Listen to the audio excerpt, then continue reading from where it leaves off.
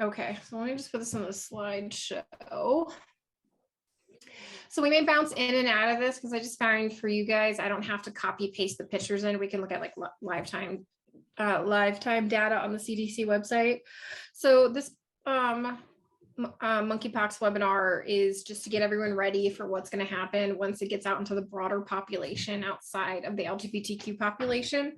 So you guys have really simple slides. You don't have the branded stuff because it just takes extra time. Just like I don't want to do it right now.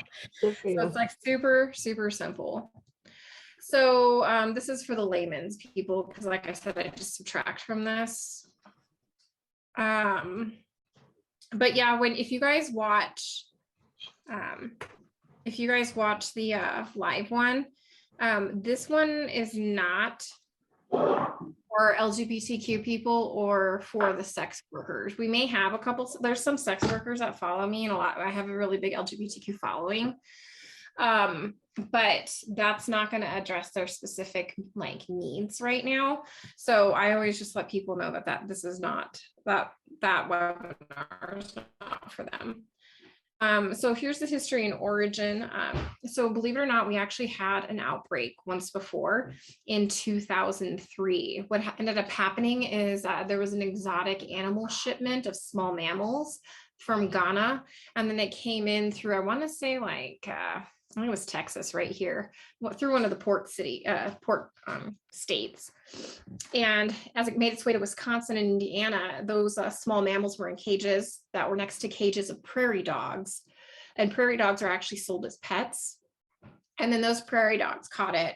And then from there, that's how that outbreak happened. I think it was like 70, 80 people or something that were affected.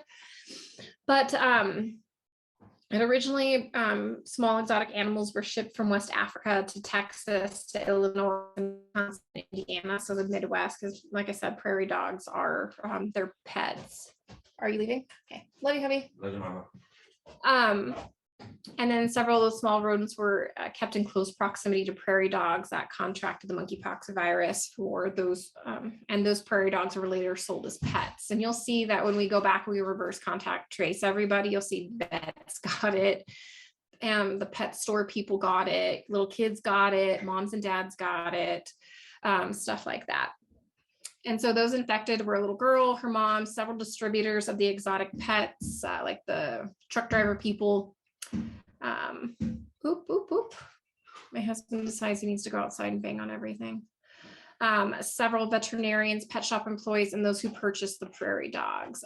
So just FYI, this outbreak in 2003 is called Clade 2 monkeypox strain. And that's going to become really important here later on when I show you the MOMOs, which is the CDC's Mortality Morbidity Weekly, and I show you the phylogenetic tree. So we lucked out that we got the West African strain of this because it has the lowest case fatality rate, and we'll go over all of that. And so it says you can assume that these individuals were most likely heterosexual and cisgender. So heterosexual, you know, obviously you guys know that term, cisgender meaning those who identify with the correct biological gender. So there's like this misconception with a lot of our followers that this is an STD because it's presenting in the men who have sex with men, and that is going to be kind of dangerous in the sense that because of inflation, because a lot of our followers are on a single income, primarily the husband is the primary breadwinner and mom stays at home, homeschools, or has like a little side hustle or something like that. Let's say the kids catch it, bring it home, dad can't work for 2 weeks. Most people cannot not work for 2 weeks. We saw what happened with the lockdowns. All right, with inflation, an unstable national mental health, everything like that, we need to get our people prepped and ready so that way they're prepared for when this happens. Not because anyone's going to really die, but because it could have financially devastating effects on people who are already walking a fine financial line. So the epidemiology of monkeypox, it's a rare viral disease caused by the monkeypox virus. And I'll show you like the breakdown of the genetic tree here soon. Typically, we don't deal with monkeypox in the United States because we don't have monkeys unless a truck tips over and a whole bunch of monkeys escape. And then innocent bystanders decide that they were going to help catch said monkeys.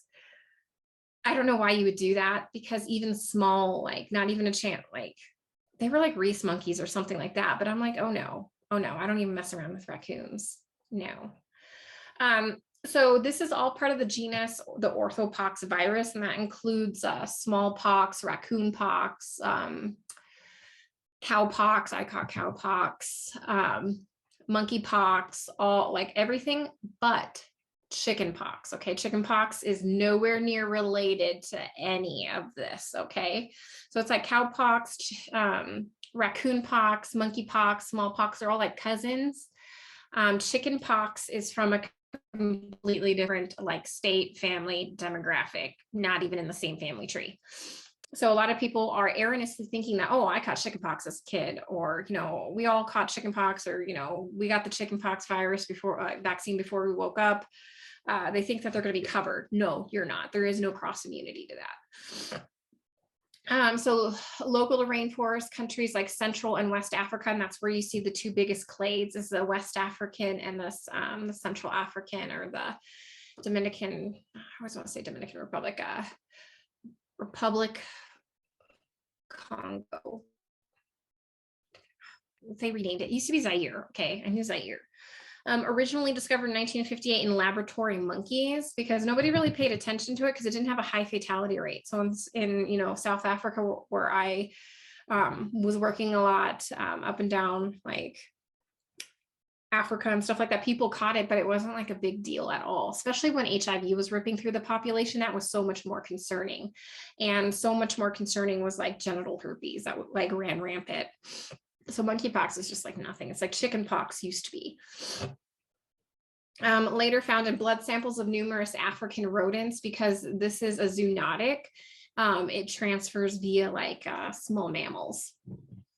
First reported monkeypox on humans was in 1970 in remote African locations. And then in 1981, 1986, there was 37 documented cases of monkeypox reported out there. It is Democratic Republic of Congo. And I gotta tell you, it's not very democratic there. So back with the epidemiology of monkeypox. So back like in February 1996 to 1997, we had the largest outbreak in that area. This is still not the United States. We had the 2003 like micro outbreak, but this was the largest outbreak in that area. 71 clinical cases of monkeypox, 6 deaths, and 13 villages in Democratic Republic of Congo, formerly Zaire. See, I put Zaire so I remember it. So the Democratic Republic of Congo, that is, I believe, clade 1, and it has the higher mortality rate, but still it's a very small mortality rate. Very little difference genetically from 1997 and 1991 samples and the 1970 and 1979 samples. So it has what's called a replication factor. It's very low. Like, for example, chickenpox has a higher replication factor than monkeypox. And monkeypox has a slightly higher replication factor than influenza. Influenza spreads because it has a better transmission, because it's like droplet, you know, cold, sneeze, cough, snotty nose, little children. Once it gets into the schools, everyone's sick all the time. So no mutation making it more virulent or more transmissible. I believe that increased cases of monkeypox, is due to waning immunity since the stopping of the routine smallpox vaccine. So I don't know how many of you guys have the scar on your upper arm, but typically they still give that out in foreign countries. This is how I can typically tell if somebody's like hasn't been born in the United States, unless they were on an army base, is they have that little circular scar. It's the microdosing needle that goes over you multiple times like that, and it leaves that that scar. So they would give you like a whole bunch of vaccines all at once. Like my mom had it. My mom's generation is kind of the last generation where, and then they phased out smallpox because I believe in the 80s it was deemed to be eradicated. So here we go on to the epidemiology of smallpox. So we have clade 1, which is Central African. This is the Democratic Republic of Congo. This is the one that has the higher death rate, typically 11%. But well, Clade 2 is West African. It's the endemic to Western Africa and has lower case fatality rates, 1 to 4%, and it varies. And that first fatality rate is based off of African numbers. Now, here's another issue, is that it is most deaths are reportedly occur in young children and people with HIV infections. So back when I was doing HIV sequencing, when I was tracking the genetic mutations of HIV, HIV split into 2 subtypes. Like they have what's here called clade 1 and clade 2. We had an HIV at that time, it was called sub-Saharan type 1, sub-Saharan type 2. So it's split. And in these populations of HIV, it did like an hourglass figure in the population where all of like the elderly were still alive. And then the middle generation, that, you know, the teens to 40-year-olds right here, the population was narrowing. And then there were all of these children that they used to call AIDS orphans. So a lot of the times, what would be a self-limiting illness in children, because there's not anyone managing the children, there's a huge amount of street orphans. We always made sure to find like the head street orphan in any village we were in, and we would pay them in candy to navigate us, you know, so nothing would happen, because we were 2 white girls in the middle of somewhere we should not have been. So you have all of these small children with no parental supervision, no proper nourishment and everything like that. And despite what you guys see on the TV shows or the commercials with like donate money to Africa, there are people dropping dead everywhere. That's really just Ethiopia and stuff like that. So many of these are standard, it'd be like the equivalency of going into like one of our rural areas that have major metropolises, and everything else is just the standard rural type of demographic when it comes to like poverty, comorbidities and things like that. So you have people who have a high HIV infection rate and then catch monkeypox, and then also small children that aren't being supervised, don't have nutrition, aren't being taken care of, that are highly susceptible to this, and then fall ill because of complications, typically sanitation, secondary bacterial infections that go septic. So luckily for us, we have the West African monkeypox clade 2, and currently in the United States right now, it's less than 1% case fatality rate. So that's really very beneficial to know. And I mean, and we're talking that there's like a ton of people who are getting it in Skid Row. It's not like just like, it's kind of like the lady boys. It's the men who have sex with men, but a lot of times it's typically a heterosexual man who's prostituting themselves for drug money too. And even those people, as long as they don't have a concurrent infection with HIV, do really well. So this right here is what a phylogenetic tree looks like. Let me move this out of my way. Come on, what just happened? Let's go back. So this isn't anything you need to memorize or whatnot. It's just something that I wanted to show you. It's like a family tree, but when it comes to viruses, we put it on its side and it moves this way. Okay, so let me see if I can move this, my bar, so it's not like, so everything you see up here in orange is the West African clade 2. Everything that you see from the red and below, you can see that it's much more prolific. And these are old numbers. These are like the 2007 outbreaks and stuff like that, is all Central African, the clade 1 that has the higher like case fatality rate.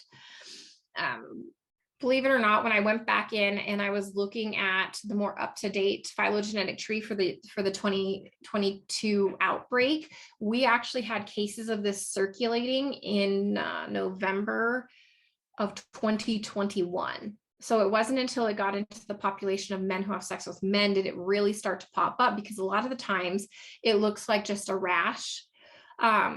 It looks like a standard STD, because there's differential diagnoses and stuff like that. I know a lot of the lady boys, they actually had herpes infections and not monkeypox. And I'm like, oh, you kind of want to have monkeypox and not herpes, that if I had to choose between the two.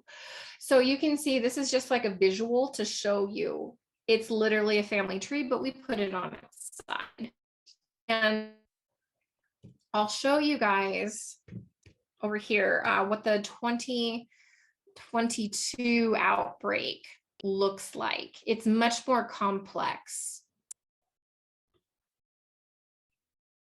So you can see how it goes. And I love this because it's so beautiful when you switch visual graphic representations. Isn't that pretty? You can put it into a radial spray. You can put it into rooted. So back when I worked in bioinformation processing, this is something that I did pretty normally, is just work with these phylogenetic trees. You can put it into a clock. Just thought I'd show you guys this for the different representations, because it's a very, very complex. This one's so much more easier to look, to like visualize, but you can see, and when I say it's like a family tree and it goes on the sides, it's also, look at it like this, it's also a horse race. Whichever one can get out here the farthest is winning the evolutionary race. So once you get to right over here, these ones, this is monkeypox Germany, nucleotide changes 62 from the original variant. So this is the original variant B1, and you go all the way over here. There are 63 changes, nucleotide base pair changes in reference to the original strain. This is why when we say the Wuhan strain of COVID no longer exists, it's because it evolved. Dinosaurs, as I said, evolved into birds. And then it has 27 amino acid changes. And this was entered on August 31st. And these were the sequencers, or appeared in this set of research right here. So you can always see right here, 62 changes. This was 63 base pair changes. This is 62, 65 base pair changes, things like that. You go over here, this one only has 60 base pair changes in comparison to the original B1 strain. And so that just kind of shows you how it grows, like how it mutates. So this original strain down here in the corner no longer exists. These are the contenders. These are the horses that are winning the race right here. Whichever one can either replicate faster, kill its host slower, can spread easier, wins the evolutionary race, and they get to populate their host population more.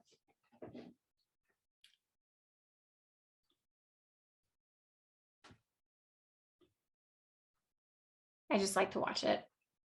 It's rather soothing. Okay.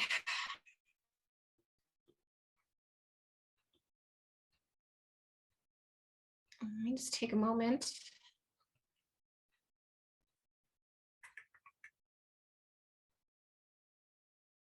Monkey Island, South Carolina. There is a Monkey Island, and there's a Carrot Island too. 1400 Reese. Yeah, it's the Reese monkeys. Let's see. Clade 2 is West African. Thank you. Which clade is in America? It's Clade 2 West African. Perfect. Market. What's this market summary? Oh, is that the stock prices I told you about?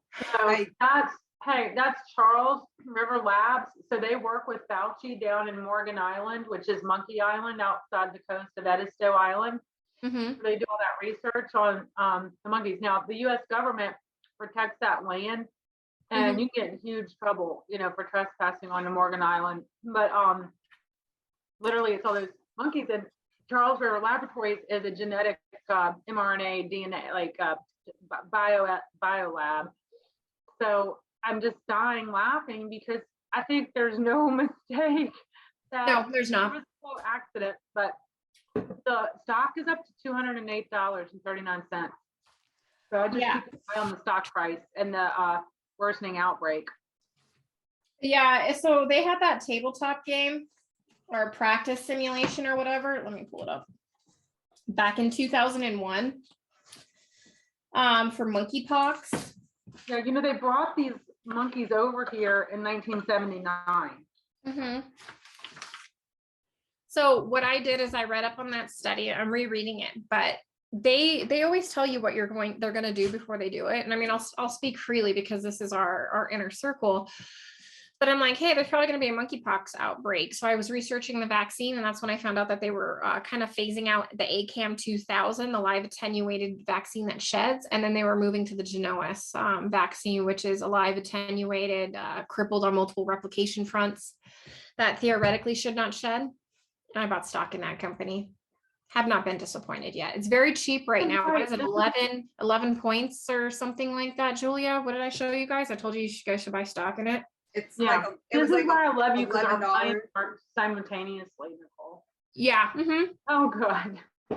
Yeah. So, I mean, it's cheap right now to buy the stock in this Bavarian Nordic, because what I did is I bought low in Pfizer and I sold high in Pfizer. So I used my New York money, and that's what I did. This is what keeps us afloat and everything like that. My husband was talking about cashing out a stock in this company, and I'm like, oh, Bavarian Nordic for at least 6 months. So, I mean, I was telling my team that I'm like, hey guys, you might want to switch, look into this one, because here's the thing. As soon as they start getting this vaccine into the population, it's going to become part of the vaccine schedule. It's going to be mandatory. So I'm going to buy stock in it, not because I want bad things to happen to people, but because it's just an intelligent investment. It's kind of like how Nancy bought a whole bunch of stock in electric cars right before the government switched to electric cars. And then California switched to electric cars. Yeah, as of 2035, we will no longer be able to buy gas-powered cars, according to Gruesome. But Yeah, so buy semiconductors. I mean, we're just tying the noose around our own neck, but hey, we'll be dead for it. Our kids will live through it. Yeah, it's just ridiculous. So here's the taxonomy and classification of monkeypox. So Pox viridae is the main, it's not called a family or whatever like that, a different type of nomenclature.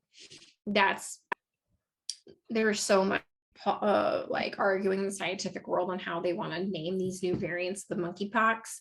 But anyway, it goes over here to orthopox, meaning those that are skeletonized, because you can see over here other ones, musculopoxivirus or whatever they're like, that is actually a non-vertebrate. I do believe those are mussels. Over here are insects, things like that. So this one is orthopox, meaning multi-jointed.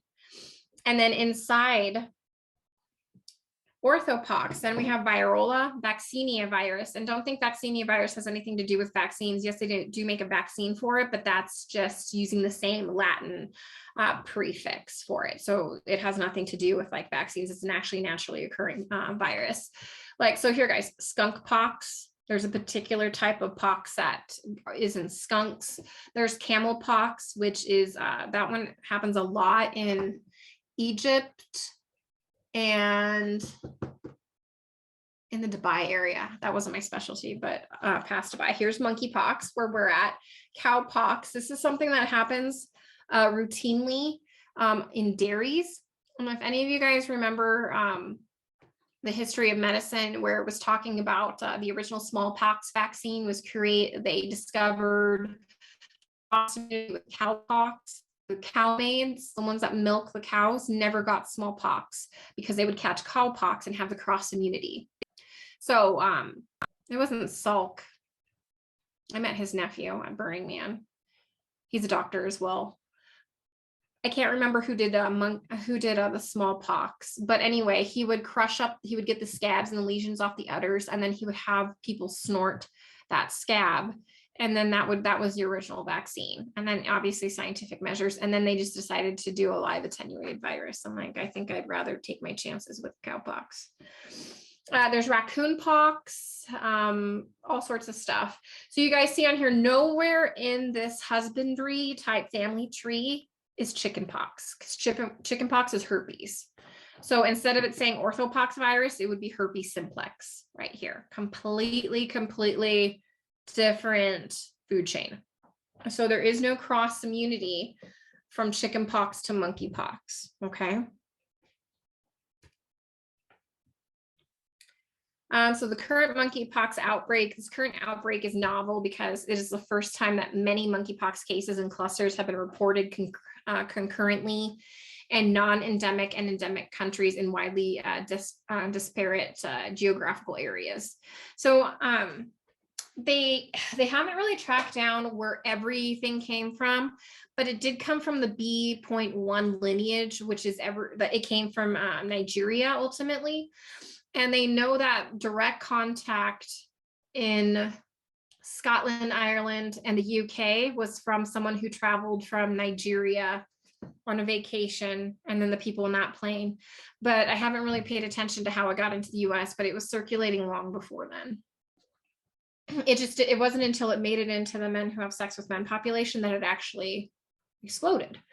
So the Secretary of the Department of Health and Human Services, 319 of the Public Health Service Act, declared a public health emergency on August 2nd, 2022. And just once again, just a reminder, the current case fatality rate is less than 1% in the United States with the West African. Now that may change a little bit because they're starting to find out that a lot of the men who have sex with men have also undiagnosed HIV. That was the case, and I'll show you him here. That's what also happened in Texas with the first death in Texas. It was a porn star who had undiagnosed HIV. And then I'm like, well, that's another huge concern. Has anyone contact traced all the other adult actors? So here's how transition works. And this is animal to human.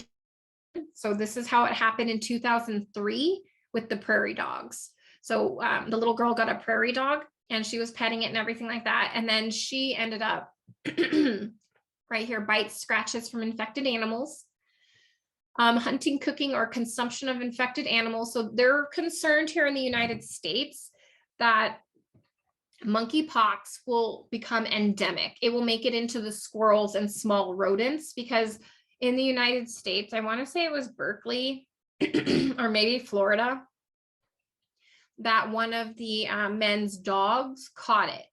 Because what do? You pet your dog. Everyone was kind of snickering, saying, oh, maybe they had sex with the dog. But no, really, I mean, where do you get the lesions? On your hands? You pet your dog, you probably ate something.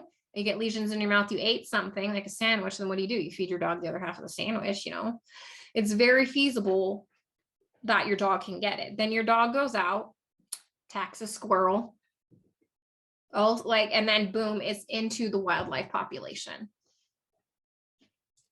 So right here, animal to human transmission, body, blood or body fluids, the hunting, cooking, consumption of infected animals. They're concerned that it will become endemic and it can get into the wildlife population, and that will have a huge effect if it gets into large mammals such as deer, antelope, hunted game, things like that, because it really just needs a mammal.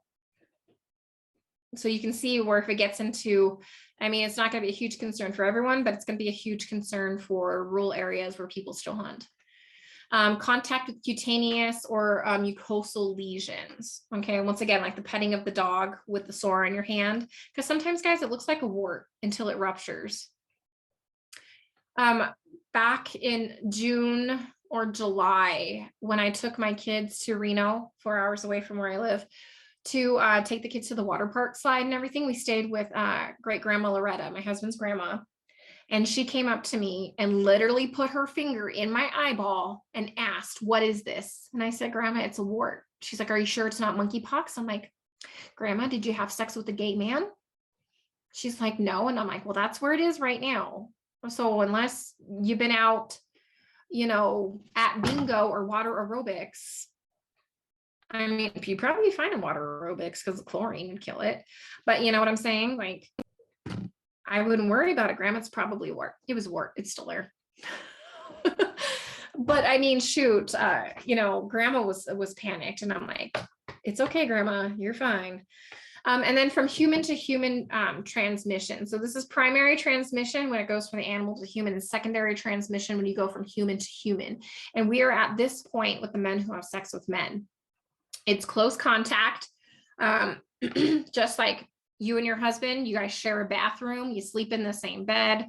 Like if my kids were to get it, like let's say if I was a nurse still doing nursey stuff, and I was taking care of a patient. I come home, and my husband and my 2 little toddlers, we all sleep in the same bed. We co-sleep. Boom, whole family gets monkeypox because, close contact. Direct contact with cutaneous lesions. This can go once again to touch. This is kind of what's happening with the men who have sex with men, because they have lesions either typically they form in the mouth, and if you're kissing, oral sex, things like that, you're spreading it with saliva and coming in contact with those sores. Respiratory droplets. This is not airborne, but if you do have sores in your mouth and you cough or spit, there is a chance of contracting it, like via something like that. Let's say someone spits in your face at the bar or something. That's gross. Good chances are if they had monkeypox, because the lesions always start in the mouth first, you can catch it that way. But it's not like COVID spread, guys. Okay. They keep trying to say, oh, there's a potential, we're investigating. I'm like, no, this has been around for decades. You would have known by now. You would have known. And then recently contaminated surfaces and objects. So this is kind of another situation with the bathhouses. These are really big in Taiwan and the Philippines. A lot of them are sex working establishments. I know in Nevada you can get full body massages. There's like legit or full body shampooings. There's legitimate estheticians that do full body exfoliation. And let me tell you something, they like peel the skin off of you. And then there's bathhouses where they hook up or offer additional services like the full body massage, like full body shampooing. That's definitely not esthetician work there. And you can come in contact with those bathroom surfaces.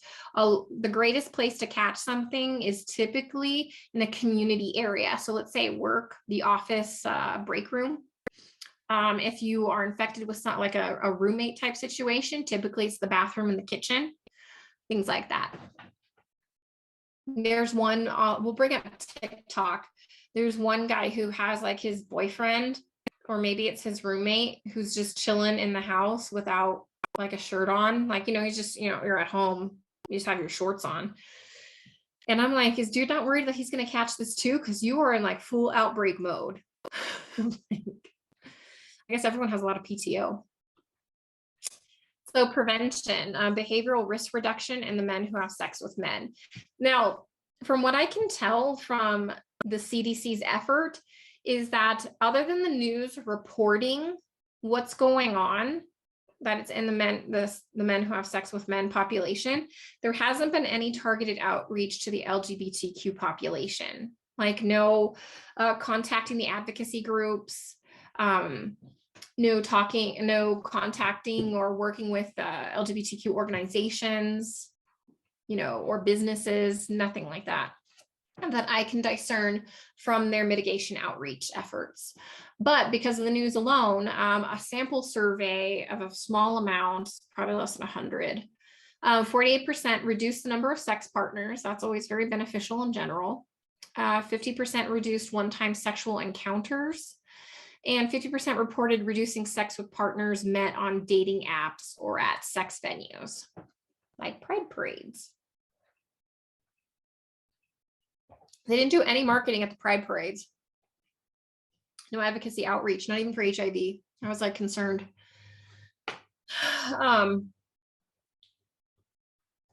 So treatment options. So this is going to be really interesting. So there's like a priority level of treatment. And the number one thing that they want to do is the Genois vaccine. What's my time? We're making good time here. The Genois vaccine for smallpox. This is the new one. The one that I told you if you want to buy stock, this is the one to do it now. ACAM 2000 is the old school vaccine that they keep in the national store pile, like our stockpile. They have some Genois too, but they have a lot of ACAM. They're phasing that out for the Genois now because Genois has a better adverse reaction profile. Doesn't cause myocarditis at the same rate that ACAM does. They have what's called TPOX. It's an antiviral. It's for smallpox. Vaccinia immune globulin intravenous for vaccinia infections, because remember, that's a viral infection. Fovir. Maybe I should have took the CDC up on like that FDA consult. Then I know how to say these things. Vistide, it's for cytomegalovirus retinitis, and CMX1, also called Tembexa. It's for smallpox. Notice how nothing here, guys, is for monkeypox. Absolutely nothing is for monkeypox. All of these drugs, and we're going to get into each one, is for smallpox, except for cytomegalovirus, the Cidoforvid and the VIGIV. They're repurposing drugs. I've never seen the United States repurpose drugs before.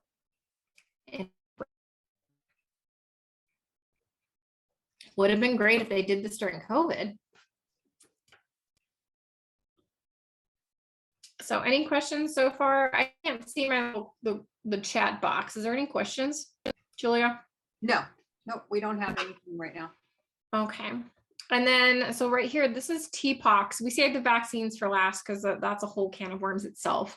So TPOXX is an antiviral drug that was approved for by the FDA in 2018, and FDA approval doesn't mean anything. We'll give you the links to all of these drug guides and things like that, guys. I just didn't want to overwhelm you too much, but I have all the inserts and everything like that. It's just they're giving everything emergency use authorization. So currently, and this is a direct quote from the FDA website, there are no FDA approved treatments for monkeypox virus infections. No data establishing the safety or effectiveness of using TPOXX to treat monkeypox in humans. May be used for people with severe disease or who are more likely to get severely ill. And that's typically like those that have HIV or are severely immune compromised. It might be worth the consideration, especially since many of these drugs have what's called compassionate use authorization. You mean like the physician's right to try? Which is what we were doing with ivermectin, but it costed us thousands of dollars. It's available through the Strategic National Stockpile, multiple state health and territorial departments. And we'll talk more about this like next week.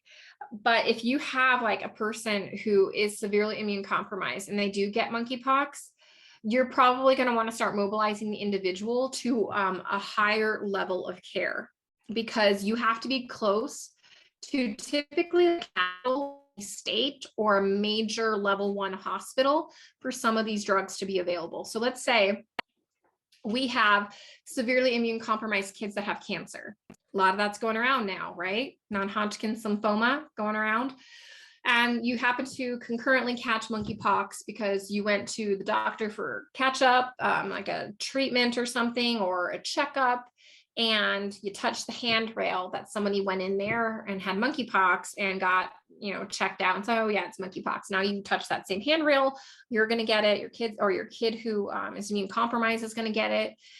It becomes an issue for those people. And so I always think that these drugs are not on the standard formulary for every single hospital. They have to be, honestly, the way the national stockpile works is there is a national stockpile in every single state, and it's typically at an Air Force base, and it's typically close to the state capital. Like, most people don't know this, but when I was a biochemist, I graduated and I left my government lab job and I went out to Nevada. I applied for the Air Force base here that actually is the true Top Gun. And they wanted me to help manage the national stockpile there, because you have to pull out things and test it and everything like that. It'd be level 4 containment, because obviously they carry like all sorts of crazy stuff. It's situated in Fallon, Nevada, which is only an hour from the national stockpile to Carson City, Reno, and only several hours to Vegas, where the highest population densities are, all with very fast routes on the highways, and can easily be air evac'd out. Most people don't know it's in Fallon, but it is. So there's always like a strategy in each state as to where it is. So these are in all 50 states, but if you get someone that needs help and it's this immune compromised person, you have to be prepared to start mobilizing them towards a resource. FDA approved for treatment of smallpox, but it was given emergency authorization and provides liability coverage under the PrEP Act.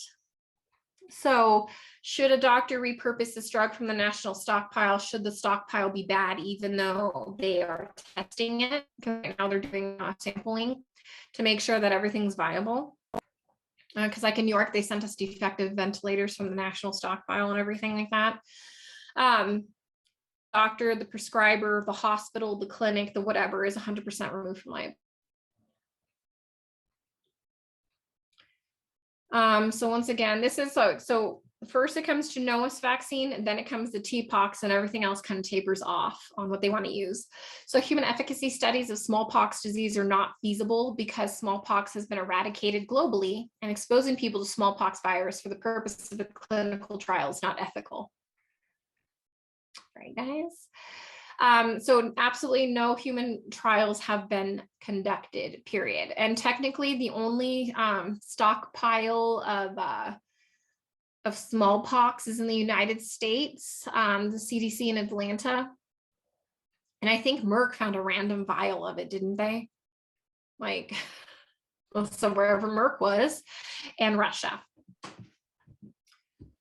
So due to scientific and logistical limitations with the use of smallpox virus in animal rodents, the efficacy of TPOXX was established in animal models using related viruses. So they tested this medication on animals using a cousin to smallpox. So they don't even know if it'll work on smallpox, let alone monkeypox. So they used rabbits, and there's actually a rabbit pox, rabbit pox virus. And to see if that would work, then they figured by default, it should have some efficacy on smallpox and therefore has to have some efficacy on monkeypox. These studies demonstrated improved survival in animals that received TPOXX compared to animals that received placebo. We should ask how long the animals lived though. More on TPOXX. Drugs that are effective in animal studies are not always effective in humans. Conducting randomized controlled trials to assess TPOXX safety and efficacy in humans with monkeypox infections is essential. So typically what they do, kind of like how they did with remdesivir in New York, is that they're going to enter a bunch of people into clinical trials. As monkeypox was endemic to other parts of the world, Democratic Republic of Congo, it was not eligible for approval for the treatment of monkeypox disease under the FDA's animal rule regulations because it was both ethical and feasible to conduct clinical trials in humans. So just thought I'd let you guys know that. So here's the dosing, and we'll give you guys a dosing chart too, because for those of you who are still working in the field, or if you come across patients that you're going to need to help, just like the FLCCC protocol, you're going to want to make sure that they're getting the correct dosing, because the doctors may try and ration it, or they may not, they may just Google it. That's the problem, is that they're not all of the providers, not all of the hospitals have been prepped on this. When you look at the COCA calls, which is the clinical outreach calls that we're all on, maybe 7,000 across the country, maybe. So physicians are notorious for not really keeping up on stuff because they're busy. I can't blame them. Like, I mean, I used to have to trace down doctors all the time for stuff in the ICU. So they're not going to take the time to go and find this knowledge. Once it comes down from admin, then they'll pay attention. But typically there's a lag in that response. So pediatric and adult patients weighing 40 kilograms or more, this is oral dosing, 40 kilograms or less, 120 kilograms, okay, 600 milligrams TPOXX every 12 hours for 14 days, 20 kilograms or more, 600 milligrams every 8 hours for 14 days. And then they have it over here where you can break the capsules open because they're anticipating pediatrics. Pediatric and adult patients weighing 13 kilograms or more, and those who cannot swallow capsules, which we do have medically complex people who are medically vulnerable. So that would be those people.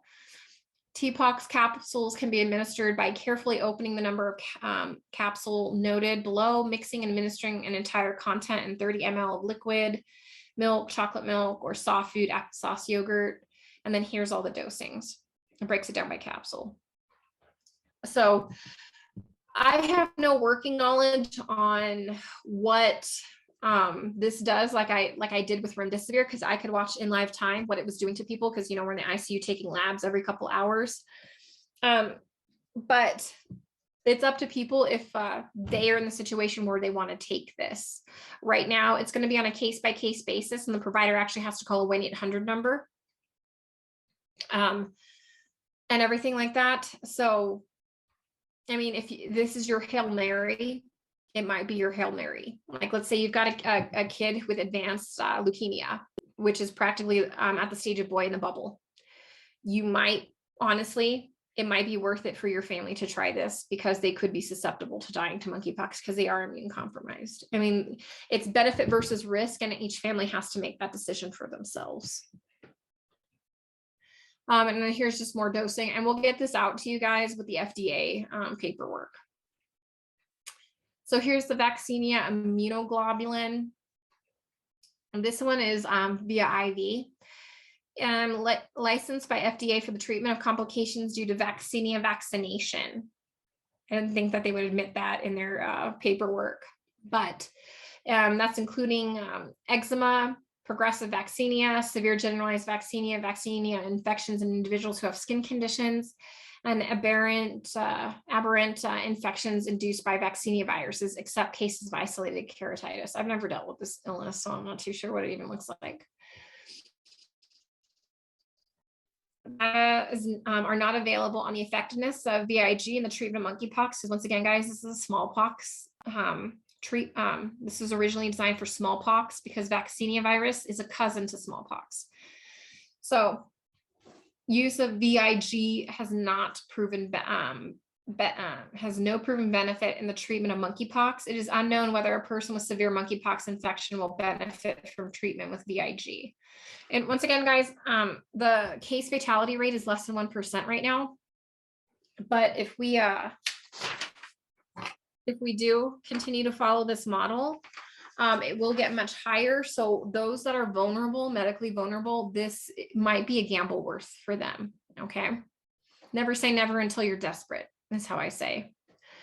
VIG can be considered for prophylactic use in an exposed person with severe immunodeficiency and T cell function, for which smallpox vaccination following exposure to monkeypox virus is contraindicated. Now, they want to use the vaccines as prophylactic early intervention and post-exposure intervention. So let's say you go out, you make contact in a nightclub with somebody with monkeypox. They say, oh, if you find out that that person has monkeypox, go get this vaccine, even though it's typically a 14-day period before you see symptoms. And then they want you to get a vaccine while you're ending up with viremia in your blood system right now. You're ramping up viral load. So that's something that typically isn't done. It's like if your dog has parvo, you don't give your dog the parvo vaccine. You're supposed to take the parvo vaccine before.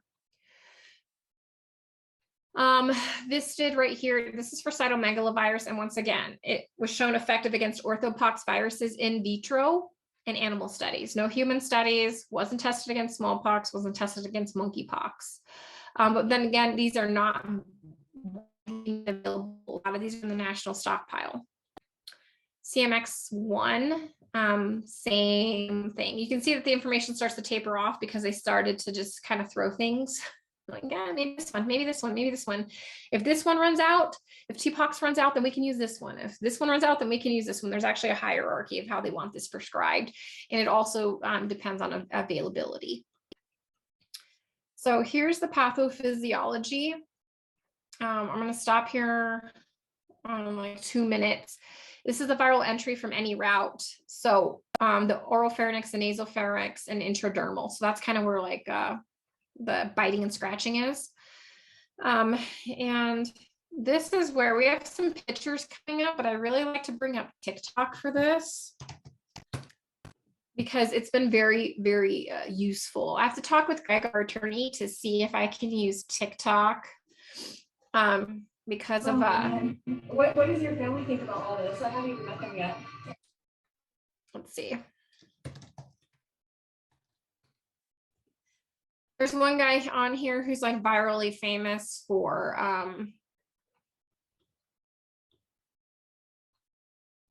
let's see. Oh, come on.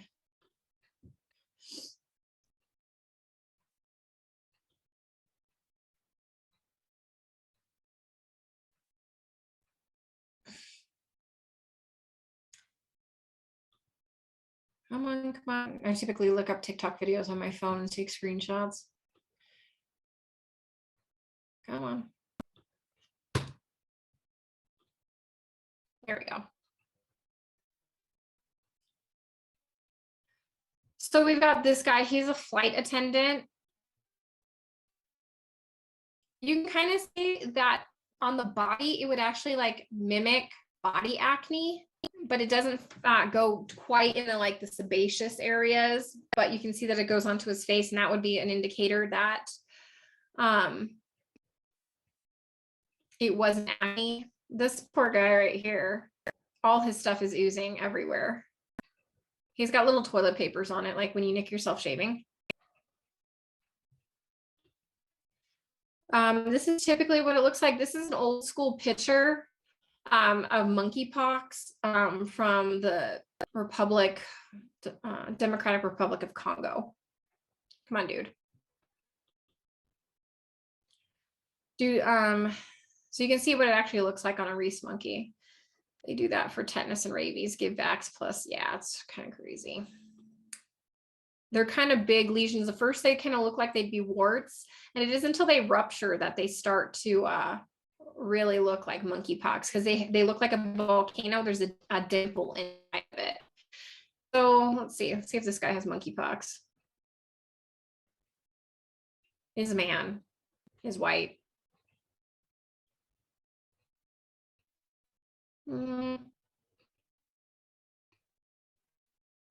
I wouldn't think so on that one. That looks like body acne. But you can kind of see where this, let's say if the guy did have monkeypox, now you're on a Carnival cruise, that's high traffic, high contamination, high contact, outbreak.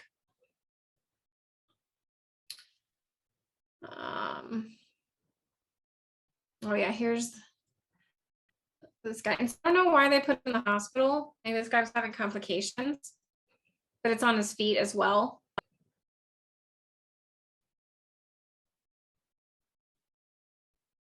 And this guy, he's the one that went virally famous for all of his monkeypox stuff. 3.2 million views.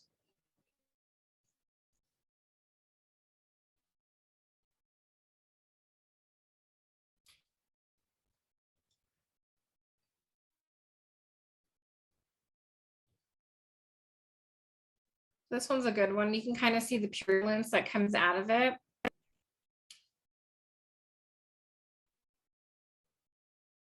And once again, this person commenting, don't pop the blisters. The fluid that comes out of it is extremely contagious. So it's interesting. So this is the one, see here's either his roommate or his boyfriend walking around. So if this guy has lesions and they're exposed and they live in the same like house, apartment, something like that, all these contact surfaces that are not disinfected are going to cause the potential to spread. I mean, just think, you sit on the couch, you touch the pots and pans, it transmits the same way as chicken pox. Here's where he tried to pull some conspiracy theory. You flew there just to take this video, actual footage of the government flying me to LA to start a monkeypox conspiracy.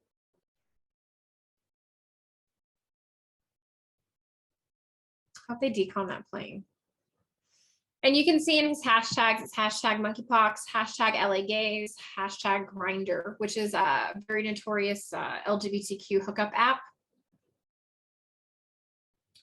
That's where we'll leave off of today. Does anyone have any questions?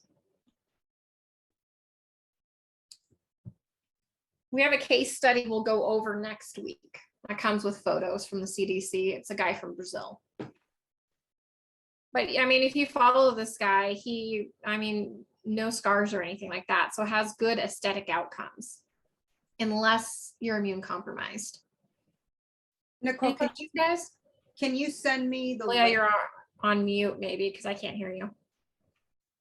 No, can you hear me? That is Check weird. your audio where it's connected. Next week, we'll go over the vaccine, the dose rationing, some more of the meds, the case study, disinfectants that will work, things like that. Because this is all stuff you're going to have to teach other people. And we'll get everything into dosing charts too for TPOX and some of the other stuff. Okay. Can you hear me now? Julia, call me on the phone. I said too many trigger words, so the Zoom's going to mess up.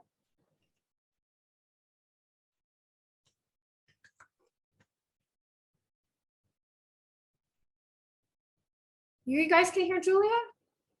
Mhm. Yes. What's up? Okay, I was just gonna ask if you can send me the mute Barbara. Here, let me mute myself.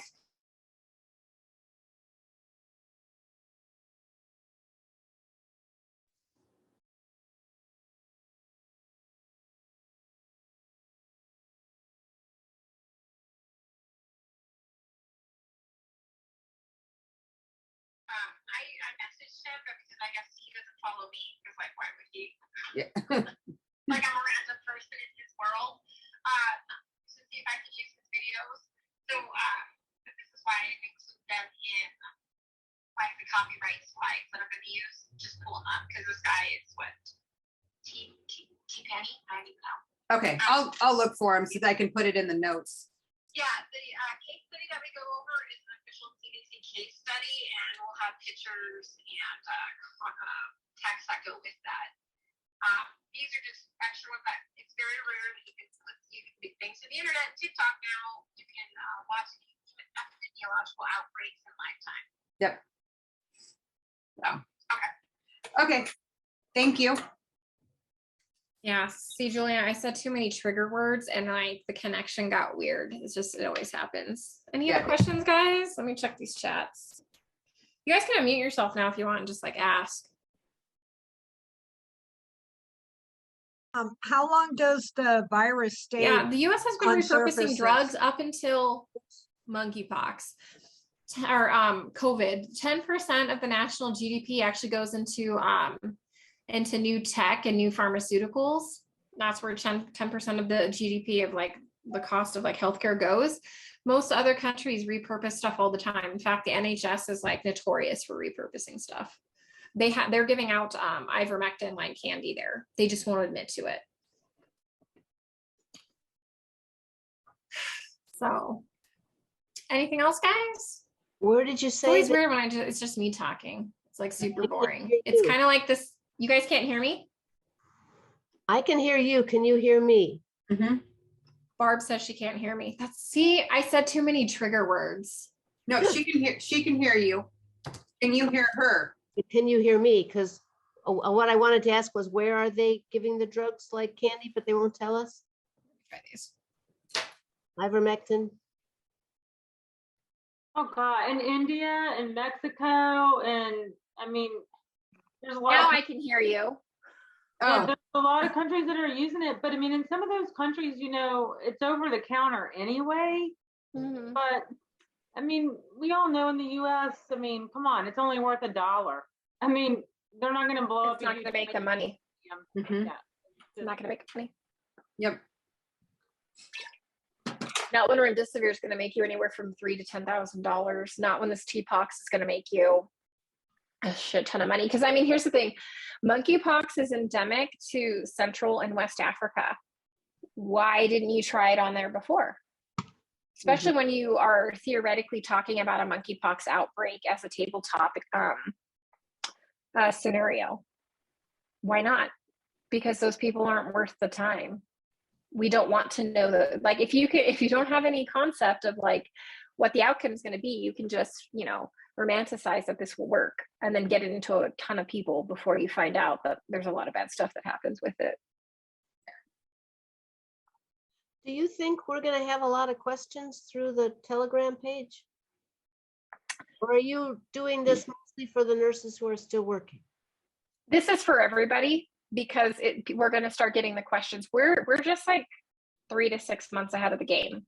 Because like I said, when I'm working with the Ministry of Health in Spain, when I'm working with the Ministry of Health in Brazil, not so much in the Philippines and Taiwan, because that's like endpoint user contact helping people. Yeah, everyone wants to know if ivermectin works for the pox viruses. I can't find any research on it. I haven't either. It's just never been anything anyone ever thought about. Well, So to say, Nicole, correct me if I'm wrong. I mean, we all know that COVID is an RNA virus, but I think isn't this is a double envelope DNA virus. yeah. So I'm like you, haven't been able to find any research that ivermectin is going to work on it. Because they've never thought to try it. It does work with herpes simplex because when I was overseas back in my 20s, they used to treat genital herpes because it's herpes A above the waist, B below the waist, because there was always massive herpes outbreaks in the populations, like in Central Africa. Ivermectin was used for that, herpes is RNA though too, right? Mm-hmm. I Herpes believe is so. RNA virus, yeah. Yeah, so I mean, you could try it. Works really well, but you don't know. Well, yeah. It's typically such a self-limiting issue. It's like we don't really treat chickenpox, do we? No. Very rarely does it turn into something.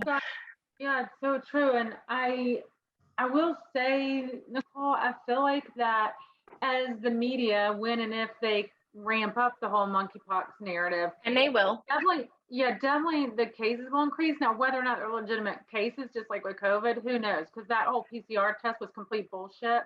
Yeah, the only thing we have in our benefit now is we can actually visually see the infection. None of this, is it really monkeypox though? Because it mimics like molluscum and all we'll these get to differential diagnoses too. Yeah, I mean, but the chances are, if you're in an endemic area and you start to have an outbreak, there's just chances. And here's the thing, not only, I mean, the differential diagnosis is typically on visual examination. This is why they want the providers to do a full body visual examination.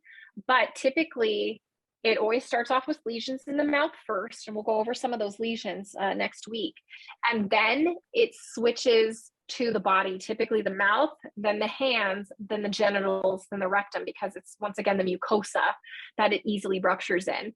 And this is how most people are starting to spread it, is via the saliva and stuff like that, because you don't see the sores. And a lot of times it's mistaken for strep. But then you get the fever, the chills, the malaise.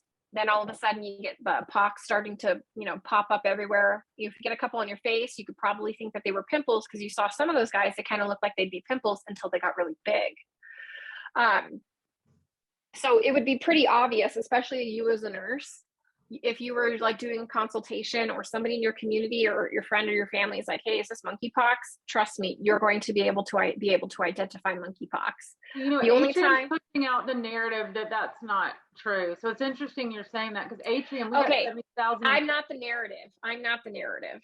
I'm telling you, this is special training just for you guys. The narrative is going to say something different, and people are going to come to us scared. So this is why you have to know all these things. That's not the narrative from research that we've pulled before the tabletop game. Well, they're telling the providers to be careful with diagnoses because of stigmatization. Well, no, because it can be easily misconstrued for herpes or what was it? Yeah, because you want the appropriate. Molluscum was a big one. Mm-hmm. It can, but it can easily be swabbed and sent out. But by the time you get your results back, what happened back in the beginning with COVID? By the time you got your results back from your swab, it was 3 weeks, 4 weeks later. Oh yeah. Well, they're already pushing the PCR. They're making us hurt everybody Yeah, they they're call going into to. the urgent care to get. Basic population health tells them to do that. And this is why Spain and Brazil was so interested in me, because I don't think like the check boxes when you're taught classically how to do this. You know what I tell like the sex workers? I'm just like, before you get a customer, I call them customers or clients or whatever, check their mouth. Do they have something in their mouth? That's so interesting too, because they're saying check the penis. Yeah, because men who have sex with men, it's going to be on there. But the first, I mean, you should always, like, from a provider standpoint, do an entire like skin assessment. But honestly, when you're literally telling low socioeconomic, low literacy rate people who you can't be like, oh, I mean, if you're a sex worker, if you're a prostitute, and you're telling, well, I need to see your like all your clothes off first if I know before I can charge you and we're going to actually do this, that's not going to work. And I told the lady boys this, and I'm like, you know what? Ask them to open their mouth. You can turn it into some flirty sexual thing. Like, you know, I'm not really good at that. Just but between you and me, this is my fear. I don't think they're going to do that, just because from what my personal experience is, they're not. Yeah, they're not. They're herding them into the urgent cares. Urgent cares has got a PCR. They're not. And they're going to diagnose them if the PCR comes back. Michelle, I'm teaching you street, and they're teaching you school. Oh yeah, I know that. But okay. And this is exactly what's going to happen.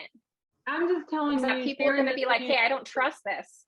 Oh, I don't trust any of it. But I'm just saying, to compare and contrast to what you're saying, we're going to see the same playbook all over again. Yeah, it's going to be the same playbook. Absolutely. And this is why we're teaching you guys to be the sound reason and say, calm down. You're not going to die. This is what you're going to do when this shit happens, right? It's like, I was talking with somebody whose kid had a seizure. It's a local guy that works for the news station that is a big follower of mine. He freaked out because his daughter got a fever. She had a seizure. And now all the time that they even think she's sick, run to the ER. And I'm like, why don't you, if you think that she might be sick, why don't you just give her some ibuprofen so her fever doesn't get worse? And then you'll be able to tell if she is sick in a couple hours. Yeah, no, I agree. I mean, I just want to make sure that you. Oh, yeah, they're going to ramp up the hysteria for 8 states and 450 medical practices. What they're doing, and I totally know. I totally know, because that's the playbook Spain and Brazil wanted to do, because that's what the ECDC, the European CDC, said to do. And so I'm sitting in these meetings with my, like, luckily everyone speaks English in the scientific world for like these complex meetings, and I'm like, well, what are you guys doing to target the population? I mean, is there any mitigation for the men who have sex with men? Are they saying, hey, by the way, you should probably decrease your sexual partners. We should probably take out public health ads on Grindr. No, they're not doing shit because they want this to get into the schools. Exactly. Yes, they do. And I will say just real quick, I think, I was going to say that because listen, we started to see a surge in quote monkeypox a few months back when the media was hyping it all up and everybody was calling fearful and paranoid and freaking. I mean, you wouldn't like Grandma Loretta. Yeah, but now it's kind of died down. I'm not quite sure why, but 60 to 70% of our calls are COVID. They're COVID right now. 60 to 70% of the calls. Because it's September. Like, so this is the flu. People. You know, triple. Yeah, and this is another thing too that we can talk freely about, especially next week, is that a lot of these people are immune compromised. Oh yeah. Like, this is like our circle of safety with our advocates. I can tell you a lot. We're going to see a lot of bad shit happen, and there will be a lot of mortality. I think beyond 11%, because everyone's immune compromised. So when I say immune compromised, and I talk about HIV to the normies, because we don't know if trolls infiltrate the main webinar. When I say immune compromised, you have to think vaccinated. So I wanted to tell you this too.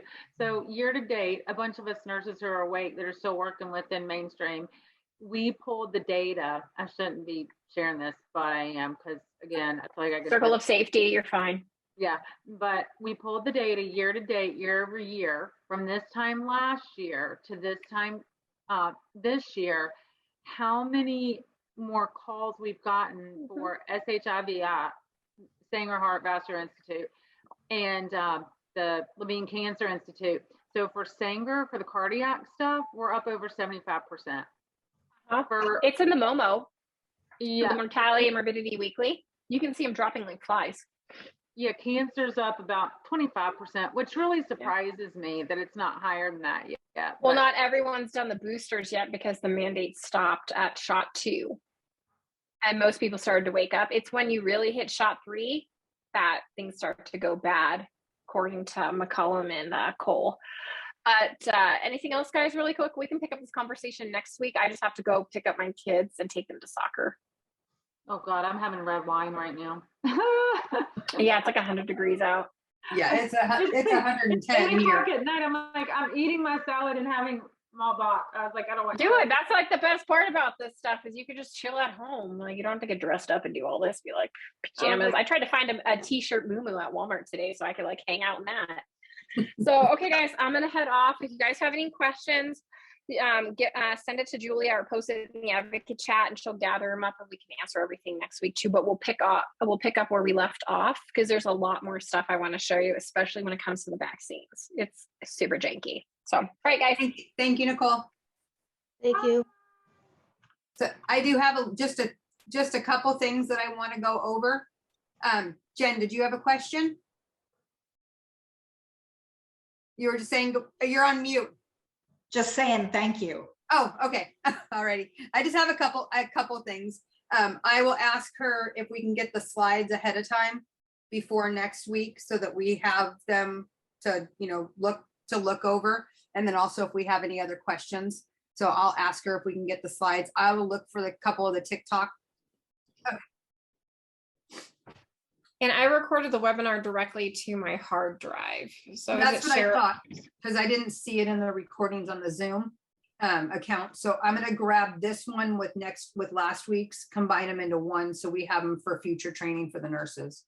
Yeah, we'll put this into a class as well because I sent this off to Anna for CEUs. Oh, perfect. There it is. Okay. I added some basic stuff for like it says non-medical just because I didn't want to have to rebrand slides, guys. So we've gotten to that. Where did we leave off at, Julia? I think you hadn't gotten into, you just started talking about the vaccines. Let's talk a little bit about a couple more symptoms because I found some good things. So some of the symptoms of monkeypox, and they look like other things. So this right here is a screenshot from the CDC, and in order of prevalence for symptoms is a rash, fever, malaise, chills, headache, enlarged lymph nodes, and pruritus. I put itching for the non-medical people, but those are the predominant symptoms that you're going to have right before the lesions definitely pop up. But the lymphedema is the number one distinctive factor between smallpox, and monkeypox, is that lymphedema. And it's typically on the neck, under the throat, or for those that are catching it via sex, it's going to be in the groin lymph nodes. Very rarely is it in the axillas. Because remember, guys, the sores start in the mouth first. This is just a good graphic. So here is the disbursement of where your lymph, there we go, where your lymph swelling is. So neck, under the jaw, groin, then armpit, and then collarbone. But it's typically here and right here that you're going to get it the most, unless you got it via sex, and then it'll be the groins. And then here's the lesion distribution pattern. Now, it always seems like there's more lesions on the hand, feet, and face, but it just has a smaller surface area. The number one area that has the most lesions is the head, then the legs, and the arms, the trunk, the feet, and then the mouth. The mouth typically has the fewest lesions in it, which is a good thing. And here's the lesion distribution pattern. So you can see the pink dotted line is the head, and then the gold one is the legs. And so that's kind of how I deduced it in that list. Are some of these going to be available to us to reference? Can we get? We're going to put it into a course for you guys. Okay. Mm-hmm. I just, I had to run through it this way first to kind of see how it worked. And then I already submitted it to Anna for CEU since it's PC enough. That's why we didn't submit the webinar, so we can say what we want, but in fine print, everything is kosher. Because the attorney looked at it and everything like that. And Tyron was on yesterday too. She watched a good chunk of the webinar. Oh, She says, good. nope, everything you cited was the CDC, NIH, and blah, blah, blah, because we invited the Nevada State Board of Nursing to view it too. I don't know if they signed in or not. Because I'm like, I just don't really have time to like deal with any of these complaints. So if you guys can just show up, because no matter what, I'm doing this. And I don't know, Julia, did you tell them about the Pfizer lady that tried to infiltrate? No, I did not, because I've had so much craziness going on here. Okay, yeah, some like administrative assistant from Pfizer tried to get the access code to get in. Because if you pay for it, we can see your address, your, the last four of your bank account or your debit card, your billing address, and your real name on the card. So if you use the access code, then we can't, because you got it for free. So it's really interesting to see like why so many people were so invested. And I'm like, only 20 to like 30 Americans showed up. Like, what's the big deal? I think next month's webinar will be we'll have to go over remdesivir. So here's a really good example of the dimpling of the lesion. You can see it looks like a pimple, but it actually it craters like if you were to look at a volcano and it's got the crater inside of it. That's how you can definitely tell it's different from, let's say, a pimple, a boil, a cyst, or an ingrown hair or something like that. So here's another lesion presentation. This kind of looks like it would be ingrown hair. This is part of the case study, so we'll talk more about it in a little bit. This one is on the gentleman's buttock of the sex partner to the guy who had monkeypox for the case study, and we'll talk about this in a second. So here's some examples of oral lesions. Now, typically when we talk about the oral lesions, they're supposed to be circular and they'll have that dimple and they'll form a crust that falls off. That's not going to be the case with oral lesions. And so this is what I was telling the ladyboys in the Philippines, was to check their mouths first for sores. That's an excellent way right there. And so you can see there's one on the gums, one underneath the tongue, and one on the tongue. And we'll see one on behind the molar here in a second. Now, thank goodness for TikTok, because a lot of these gay men have been chronicling their health journey. It's really interesting. Nobody TikToks about their chlamydia and gonorrhea and their syphilis. So it's odd that if this is presenting as a sexually transmitted disease, why would you chronicle it? If you don't chronicle your syphilis, your HIV, your gonorrhea. I don't get it. I was talking to like a Julie about this. I'm like, are they just trying to get more exposure? Like, why? Like, I guess it's the new virtue signaling. I'm not too sure. So standard clinical presentation. So you can see this guy got it July 11th, started on the chin, and they get really bad and crusty. And then once all the lesions fall off, you can see all the scabs have fallen off on August 1st. He's now clear and no longer infectious. Assuming those are the only lesions on his face, because 100% of the lesions have to crust and fall off. But do you mean I don't think I could blow it up anymore. Oh, this picture is from the New York Post. I also follow him on TikTok. I can't believe the amount of people on TikTok that are actually doing this. I mean, there's a ton of them. Yeah. Because a lot of them it is like sexual contact. So it's like, and then when they contact trace back, well, it's like, well, how many sexual partners? And I was like, I told my husband, I'm like, I don't want to have sex for a while because this is grossing me out, period. And I'm like, we're not supposed to judge people, but at the same time, when the person's had 40 sex partners in 1 year, and there's only 53 weeks, and it was 53 weeks, right, in a year, I'm like, that's not very safe. 52, yeah, it's just not safe. And then a lot of them have co-infections with HIV, and I'm like, and then they got the main guy, the new Dr. Dimitri, I can't say his last name. He's a gay man, LGBTQ. He's an MD that is, he does HIV clinical outreach in like a sexual health clinic. And he says we can't expect behavioral changes to last forever. And I'm like, sir, because we're in this CDC brief, and I'm like, you know, they never pick me to ask questions, because my thing was, sir, you are an HIV doctor specific to this patient population. And we are finding undiagnosed HIV in almost all of these people, like I wouldn't say all of them, like 30% of them. And you're saying that these behaviors are like, we can't expect them to, you know, to limit their number of sex partners or use protection. That's just the opposite of what you should be telling people as an HIV doctor. I'm just like, I mean, you'll get over monkeypox, but you're not going to get over the HIV. What? My mind was blown. So is this monkeypox affecting their HIV? Is it making their immune system worse in that regard? No, their immune system is, the HIV is making the monkeypox worse, and we'll see a case with that. So guys, this is the warning spot where I have to tell everybody, make sure your computer screen or your cell phone is in a location where no one is going to see the next set of what I like to call dick pics. Okay, because I was doing this part while I was getting a pedicure, and it had a nasty picture of some gentleman's penis on there.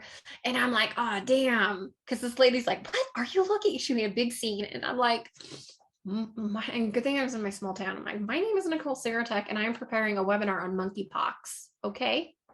And she just shut her mouth. Not like I'm watching porn, lady. It literally had the CDC logo on it. Oh God, your life is really something. But yeah, well, I mean, I got to get work done wherever I can. And as a nurse, I've got this thing with my feet. Like I really do take very good care of my feet and my toenails, and I get a pedicure every month because we've seen some bad feet, right, guys? Yes. So this is an official CDC case study that they did on a COCA call, which is clinical outreach clinician training call. So this is, we start day 1 on June 3rd. So if he's having some symptoms, then obviously, you know, the incubation period is anywhere from 3 to 14 days. So prior to Pride Month, he got infected. And we'll see his, you know, we'll talk about his sexual partners and everything like that. But a lot of the outbreak really stemmed from the Pride events. So this is a 26-year-old Hispanic, a man who has sex with men, established patient at a publicly funded STI clinic, presented with a routine 3-month HIV PrEP clinic visit. So he's already being checked for HIV routinely and on a drug prophylaxis to prevent HIV. Right? Like, come on, like just use a condom. Like HIV is forever. Monkeypox is not forever. It's kind of like when I told the lady boys, I'm like, a lot of what they were showing me, I'm like, those are genital herpes. If I had a choice, I would choose the monkeypox. Yeah. You know, because HIV is forever. He had no concerns during his telehealth visit. He was instructed to come to the clinic for his next routine testing the next day. Lesions appeared after his telehealth visit. So this is him. Looks like he's in a shower, and he's just chronicling some of these images. Day 2, while self-collecting an STI sample, patient mentioned rash on penis that started the day before and had worsened. So his additional history here is he had sex with 3 men at a sex party in NYC on 5/29/22. Didn't know any of them and didn't know if any of them had recent travel. He did not have international travel, no fever, swollen glands, or fatigue. So at this point, he doesn't have any of the symptoms yet of monkeypox. He has the penile vesicles right now. You know, and these kind of look like the cold sores you get on your mouth. So day 3, patient testing and treatment, routine pre-exposure HIV prophylaxis. So he's getting an HIV prophylactic. Clinic HIV and STI testing was done, including a rapid plasma reagent. And they also checked him for herpes simplex virus. Empirically started on treatment for his first clinical episode of genital herpes. They thought it was genital herpes because remember, we really didn't start paying attention to monkeypox until like the end of June, really, in the United States, when the cases really started to happen. So like I said, the lady boys, a lot of the times it looked like genital herpes. So it's understandable to start that. Anticipatory guidance and counseling was provided for other possible diagnoses, including molluscum contagiosum, which sounds like something from Harry Potter, and monkeypox. Smallpox swabbing was discussed but not done at that time because there's a typo. There was no prodromal symptoms, and only 4 days had passed between the sex party and the onset of symptoms. And I don't know what the rationale was for testing him for smallpox. I don't. That was never discussed. And this was literally like copied directly from the CDC. Plan to return to the clinic next week to discuss results and reassess symptoms. Patient agreed to, I think that, to sexual abstinence. Julie, remind me that I got to fix some of these typos. Agreed to sexual abstinence pending results and a definitive diagnosis. And so here's the case study. Then like the next day happens, the lesions get bigger. So he has foreskin, and you can see that they get substantially worse. Okay, I was gonna say, don't come in here. I'm looking at those dick pics again.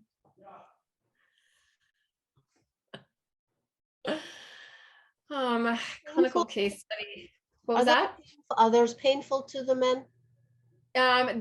For him, it was, everyone is saying the lesions are painful, but honestly, they're not as painful as shingles pain.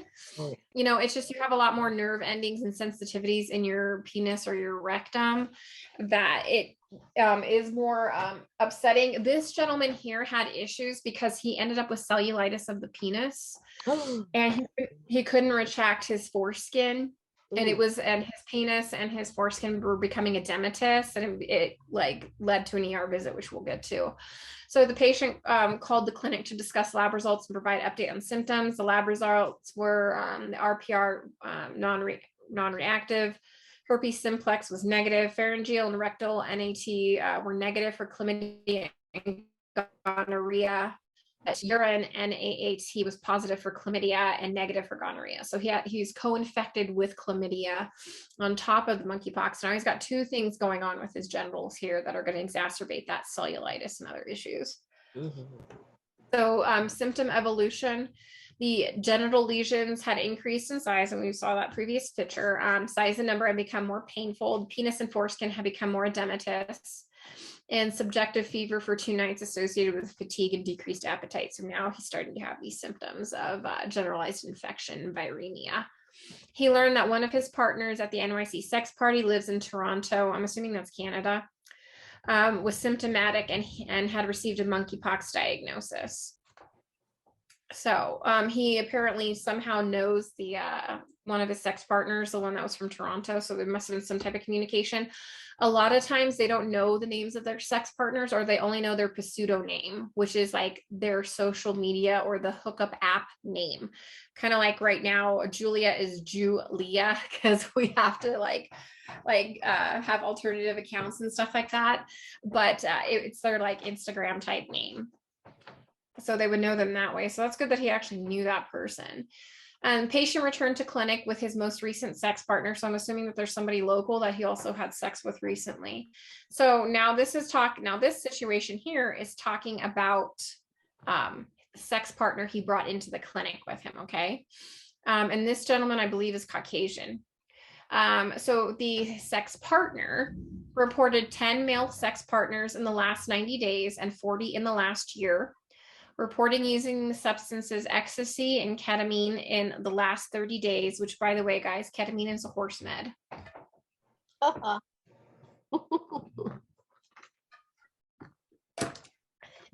It really was originally a horse med.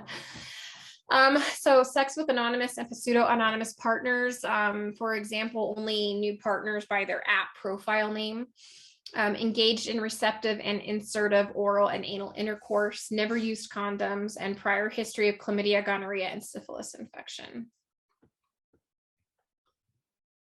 So this right here is once again, this is the Hispanic male, the actual prime clinical case. Behind his molar is one of the lesions. And so once again, like, it's hard to check your mouth for lesions. Sometimes they're on the back of the throat and they look like strep as well. There are issues if you end up with too many mouth lesions that you can end up dehydrated and malnourished because it hurts too much to eat or drink. And typically there's an oral lidocaine that you swish and spit, and that will help You can gargle it as well. So on day 6, we now have mouth with oral lesions. And here's the interesting part is that your rectum and your urethra, as well as your mouth, is the same exact mucosa. So it's ultimately a tube from here down to out. So that's why a lot of the men who have sex with men are having presentation of sores on their genitals first before they get it in their mouth. But the standard person gets it in their mouth first.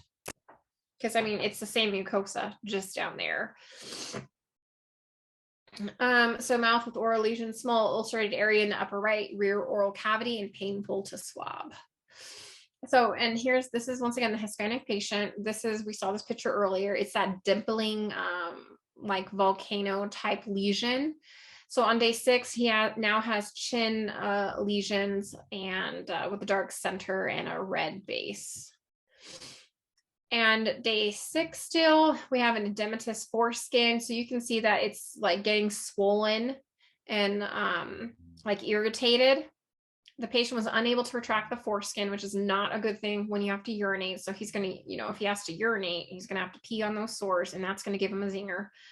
Area generally painful, possible white urethral discharge noted. But then again, guys, remember his urine test also said he had chlamydia, and chlamydia, one of the symptoms is typically a white discharge. So a white discharge from your urethra is not typical of monkeypox. That's the chlamydia. But the sores on the foreskin and penis, that's the monkeypox. So day 6, lesions were swabbed for monkeypox testing. Patient was started on doxycycline for urogenital chlamydial treatment. So the antibiotic was not for the monkeypox, it was for the chlamydia. Some people may put people that have monkeypox on an antibiotic only because they have the erupted lesions. Those are just opportunistic areas for infections. So was instructed to call the clinic in the next day or 2 to discuss results and reassess symptoms. So still day 6. He had a really bad day 6, guys. So this is the partner now. This is the Caucasian male. Partner was a 23-year-old white man who has sex with men, presented for evaluation and reported onset of new rash. Last together Wednesday, June 1st. One day before the index patient symptoms started. Index patient is the original Hispanic male. Partner reported 3 male sex partners in the past 90 days. And 10 in the last year. Let's see, he reported sex with anonymous and pseudo-anonymous partners. He engaged in receptive and insertive oral and receptive and anal intercourse, never used condoms, and history of chlamydia and gonorrhea in the previous year. So his lymph node, he actually has like this skin tight nodular area underneath his armpit. We don't have pictures of it like erupting or anything like that. And then remember the chest that we saw earlier, partners, exam findings. He had papular lesions widely dispersed. They could be monkeypox, guys, but look at also what could it be? He shaves his chest, so it's a very real possibility that they could be ingrown hairs. I've seen that too, or even a staph infection. So partner exam findings, here's his buttocks. Lymph nodes were not swollen, other than that weird nodule in his arm. Partner testing and treatment. All 3 of partner's anatomic sites with lesions were swabbed for monkeypox testing. Partner was started on doxycycline for contact with chlamydia, because remember the Hispanic man had chlamydia and he had sex with this white man. So they are prophylactically treating the chlamydia in the white man. Day 7, test results. All 3 of patients' lesions tested orthopox virus positive. However, all 3 sites of the partner's lesions tested orthopox virus negative. And I think that could be because there just wasn't enough viremia yet with the pustule eruptions, because they put a clause right here. Specimen results were reported as positive, negative, or QNS TPN, meaning that there were not enough DNA material to run the test. So like I said, there just wasn't enough purulent drainage from those wounds to, or for those lesions in order to test, because they hadn't erupted yet. The partner specimen was adequate enough to report a negative result. Let's see. Day 8, patient called the clinic with an update that the number and size of lesions had continued to increase and that he was no longer able to urinate due to the pain and swelling. Clinic staff communicated with local emergency department to have the patient evaluated. Patient was treated with oxycodone and pyrimidine.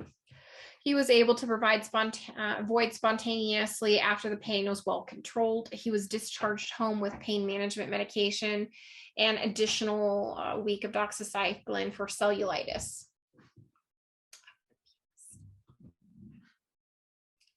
Oh, so I didn't. Anyway, it resolves. But disease severity. So here, if it's the most worst case situations, it's hemorrhagic.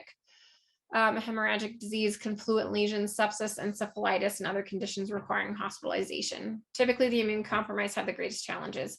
This is where most of the deaths will occur in Western and Central Africa, is co-infection with HIV. So this is the gentleman, I think he was in the UK. This guy wasn't, I don't think, the Texas guy who died. But his lesions are substantially worse, and they're in a very weird location. They're on his nose, and they are completely enveloping his nose. He died. But he had undiagnosed advanced stage HIV, as well as the man in Texas, because the man in Texas, he was an adult film star, undiagnosed HIV, and it was advanced. He has a very low CD4 count and a CD8 count and a Kaposi sarcoma. And here's the differential diagnoses: smallpox, measles, rickettsia, scabies, bacterial infections. And we've already talked about the case fatality rate. That was, it's less than 1% right now in the United States. But the concerning part about this is that there are so many people that are double, triple, quadruple vaccinated with the COVID vaccine that are already spontaneously dying everywhere. I would view them as immune compromised. So when I say immune compromised, you think HIV, but also the vaccinated, with what's going on with them. Because I honestly, according to the you guys know that they did a simulation, right? A monkeypox simulation outbreak in 2021. According to this, we're supposed to get up to I think we're supposed to lose several million to it, and we're right on time when we look at the dates with the number of infected. We're following the curve perfectly. So yeah, and remember how I said, guys, last week, I'm like, hey guys, it's only a matter of time before it's in the schools. It's in the schools.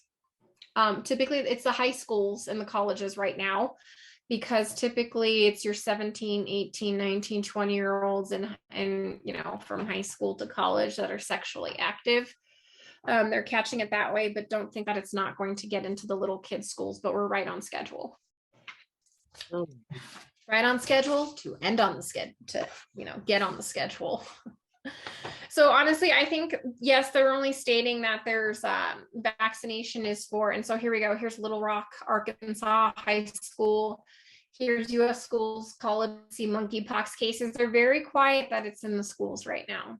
They're still talking about the gay men. And are the younger kids, like with the regular other illnesses, they get through it quicker? Typically, if you're not immune compromised, you get through it just fine. It has a less than 1% case fatality. Even the worst is 11% case fatality. And it replicates rather slowly. That's why there's a long incubation period. The problem that most people are going to have is once it gets into your household, if you're a single mom, do you have 2 weeks worth of PTO? If you're a mom and let's say you are a stay-at-home mom, but you have a medically complex kid and a kid that goes to school, and the kid that goes to school brings the monkeypox home, what are you going to do with the medically complex kid? There's all of these things we want people to start thinking about. How are you going to tackle these situations? Because if your kid has monkeypox, a relative isn't going to take them and watch them for 2 weeks, or what happens if, your child can't go to school for 2 weeks, but you have to go to work. What do? You can't send them to daycare. I mean, Yeah. all of these logistical things, like I told my husband, if you bring it home, he's not just PTO, I'm like, we've got PTO, we can ride this out for like 2 weeks. We have enough in savings to cover us for a third week. And then after that, I said, if I come down with it, me and the kids are staying home and we're all getting monkeypox. You know what I'm saying? The kids bring it home, me and the kids are getting monkeypox. It's just what it is. And we're going to send my husband, we'll go live in the travel trailer for 2-3 weeks. Kind of like thinking like that. So clinical considerations for children and adolescents. I forgot to put this in for you guys, but monkeypox should be considered if rash consistent with monkeypox disease is present in child is an area in epidemiological designated area, which right now is everywhere in the United States. Extra care should be taken to ensure children with immune compromising conditions avoid close contact with persons with monkeypox. So we do have lots of kid cancer cases. Cancer's on the rise from the shots, guys, especially in the pediatrics and the robust population of 20 to 50-year-olds. So those people are all at risk for like monkeypox, like being devastating to them. CDC recommends, if unavoidable, then children over age 2 years of age should wear a well-fitting mask or respirator while interacting with members of the household who have monkeypox. Mind you, this is contact. It's the most asinine. Like, this is why we kind of want to teach you guys this, because people are going to be like, oh, wear a respirator. I'm like, you have lesions everywhere. Like, you're using infectious areas like a bathroom and a kitchen. And it's kind of like the really, really bad advice right here of masturbating 6 feet apart. You can go 3 weeks without sex. You literally can. Isn't that right, Ryan? See? I was talking about like you can go 3 weeks without sex, so people should abstain if they have monkeypox. And I said, isn't that right, Ryan? And you said, yeah. See, if they just look at dick pics. If you just, honestly, maybe if all these gay men got married, then like they wouldn't be downstairs for 30, 45 minutes. Okay, finishing up work. So that's just, he just walked right into that problem. So it's ridiculous that they're teaching clinicians, and when I use clinicians, that's like nurses, doctors, PAs, NPs, all of that. They're teaching them to mask the children. That is not going to help them at all. This is contact. I mean, yes, salivary transmission can happen because there are sores in the mouth. Kids like steal each other's food, lick all over everything, put everything in their mouth. Yes, that to that extent. But I mean, it's the most ridiculous thing you could do. Best you can do is to get a disinfectant. You'd be better off getting rubbing alcohol, putting in a spray bottle, and just walking around spraying shit down, because then it evaporates because it's highly volatile. Nicole, is that why they are masking up again? Like, I've seen more masks like in places like Costco. Is that what they're telling them now? Is it for monkeypox, or is it for, I don't watch the news, so I don't know. They're literally telling everyone that is the CDC's instruction, is to wear a mask. I mean, that on top of it's probably cold and flu season, but the training that's being put out to the health departments that are being disseminated to the providers and things like that is to wear a mask. Tell people to wear a mask. It's ridiculous. And they're not even talking about, like, in the United States, they're not even like, why don't you just close down the gay clubs and the gay bars? Like, I hate to be rude about it. Do that. And let's, quarantine some of these people, because this is a zoonotic infectious disease and stuff like that. But I'm like, oh, they don't want to stigmatize people. And I'm like, well, you guys aren't actually doing anything for these gay people at all. I'm like, you're not teaching them, training them, or educating them on anything on how to do this. The CDC did note that there were behavioral changes, like 50% reduction in the number of sex partners and, increased use and protection. And I'm like, that's not going to last. And y'all aren't even worried about the HIV factor. So, I mean, I gave better advice to the ladyboys in the Philippines and Taiwan than the CDC is giving to these people. Because, I mean, they don't even really talk about, like, what cleaners can you use? What can you do? Wow. Other than like they recommend keeping the skin covered and then putting the clothes immediately into the wash. But with what? I mean, it is a double-stranded envelope DNA virus. It should be hot water, and anything with a setting detergent will kill that. Can you say that again? Double-stranded, what? It's a double-stranded enveloped DNA virus. Thank you. So we're not dealing with like RNA, like HIV. And so they recommend gloves should be disposed of after, followed by hand washing. That is one thing I would recommend I was talking with the lady boys, is for them to wear gloves should they someone in the house get the lesions or something like that. So let's say if you have a small child and they do get the lesions, you can cover the lesions with Band-Aids. You won't have a poor cosmetic outcome, because remember, keeping the wound moist improves healing. You just have to watch out that they don't get infected. And then keep the skin covered. And then dispose of gloves when changing the bandages. But I mean, I don't have a medically needy child, so if my kid gets it, I'm just gonna get it too. We should be fine because we got cowpox, but you know. Clinical considerations for pregnant and lactating women. It is unknown if pregnant women are more susceptible to monkeypox virus or if the infection is more severe. So we don't know just because you're pregnant if you're going to catch it easier or if it's worse because you're pregnant. But monkeypox infection in pregnancy is associated with a high risk of prenatal loss and vertical transmission, meaning if you get it while you're pregnant, you can give the virus to your baby. One good thing is that it doesn't have, or what I couldn't find is if it causes like any congenital defects. That part I haven't found anywhere. And with this being a pretty established virus, especially being in like poverty-stricken areas, we would probably have that data. The baby can be born with a congenital infection of monkeypox, but there's no congenital birth defects from it that I can find. So, and this is what the CDC says, early bathing is recommended for neonates born to mothers with confirmed or suspected positive monkeypox cases. Bathing should occur prior to vaccination, receiving procedures, and medications. If this baby is born to a mom with monkeypox, I don't think it needs a vaccine right now, because it's probably with vertical transmission fighting off monkeypox itself, and you don't need to be touching that shit right now. Breastfeeding a child who has monkeypox. And so once again, this goes down to if you should continue to breastfeed if the mother is healthy and doesn't have a problem. And I talked with a couple parents about this. If you're fine and healthy to catch monkeypox, you'll have some lesions, you'll be done, you'll be over with it. But let's say, once again, many of the parents are vaxxed, double vaxxed, boosted. They could be immune compromised. Many of them are having health issues. That may not be a good idea for the parent, or, you know, mom, let's use the correct term, mother, because only women can breastfeed and birth children. And that's another reason we did not accept any of the money from the CDC, because I would have to use birthing person or lactating individual. I'm like, nope, you don't get to sponsor my monkeypox podcast. Sorry.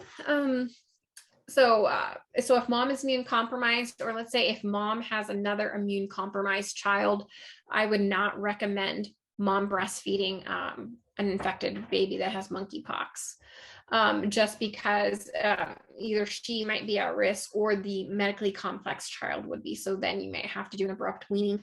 It really all just depends on your circumstance. You have to make that best decision for your family. Because some children might be autistic but perfectly healthy other than the autism. That's not going to be an issue. But we have other children who are on trachs, many with genetic anomalies, all sorts of different things. So treatment and management, and this is something that's really interesting because the news is reporting that TPOXX, the medication, is FDA approved for monkeypox, and that is a lie. There is no specific clinically proven treatment for monkeypox. There is zero medications on the market FDA approved for monkeypox. However, smallpox and monkeypox are genetically similar, which means that antiviral drugs and vaccines developed to protect against smallpox may be used to prevent and treat monkeypox virus infections. So guys, they're breaking out everything for smallpox to treat monkeypox, even though it has a case fatality rate of less than 1%. I think that's probably going to go up here pretty quick. I don't think like massively people are going to start dropping dead, but I definitely don't. I think that they'll use it to cover the vaccine injury deaths. So we have, once again, Genoa's vaccine. This is the one I told everyone, I'm like, dude, buy stock in that because that shit has doubled in the past several months. Genoa's vaccine is a live attenuated virus that's been crippled upon multiple parts of the replication process. ACAM 2000 is the old school vaccine. If you ever got the little mark right here, it's live attenuated and it can shed 1 in every 1,000. Will convert to real smallpox. Then there's the oral treatment called TPOX for smallpox. It is in the national stockpile. There's Vaccinia immune globulin intravenous, which remember Vaccinia virus has nothing to do with vaccines. That's just its name. That's for Vaccinia infections. There's Vistid for cytomegalovirus retinitis. And I call it Tembex for smallpox. And these all have their own drawbacks because they weren't tested on smallpox either. Because remember, smallpox is eradicated with the exception of it being kept in Atlanta, Georgia, in the CDC there, one lab in Russia, and apparently a random vial in the Merck lab that they found behind a bookcase or something. Wasn't it that Merck? And it was a bookcase and a random ass vial, Julia? I can't remember. Yeah, they found it in some random storage Mm-hmm. in Merck. Yeah. Yeah. Not very long after the monkeys were in that accident in Pennsylvania. Mm-hmm. Yeah.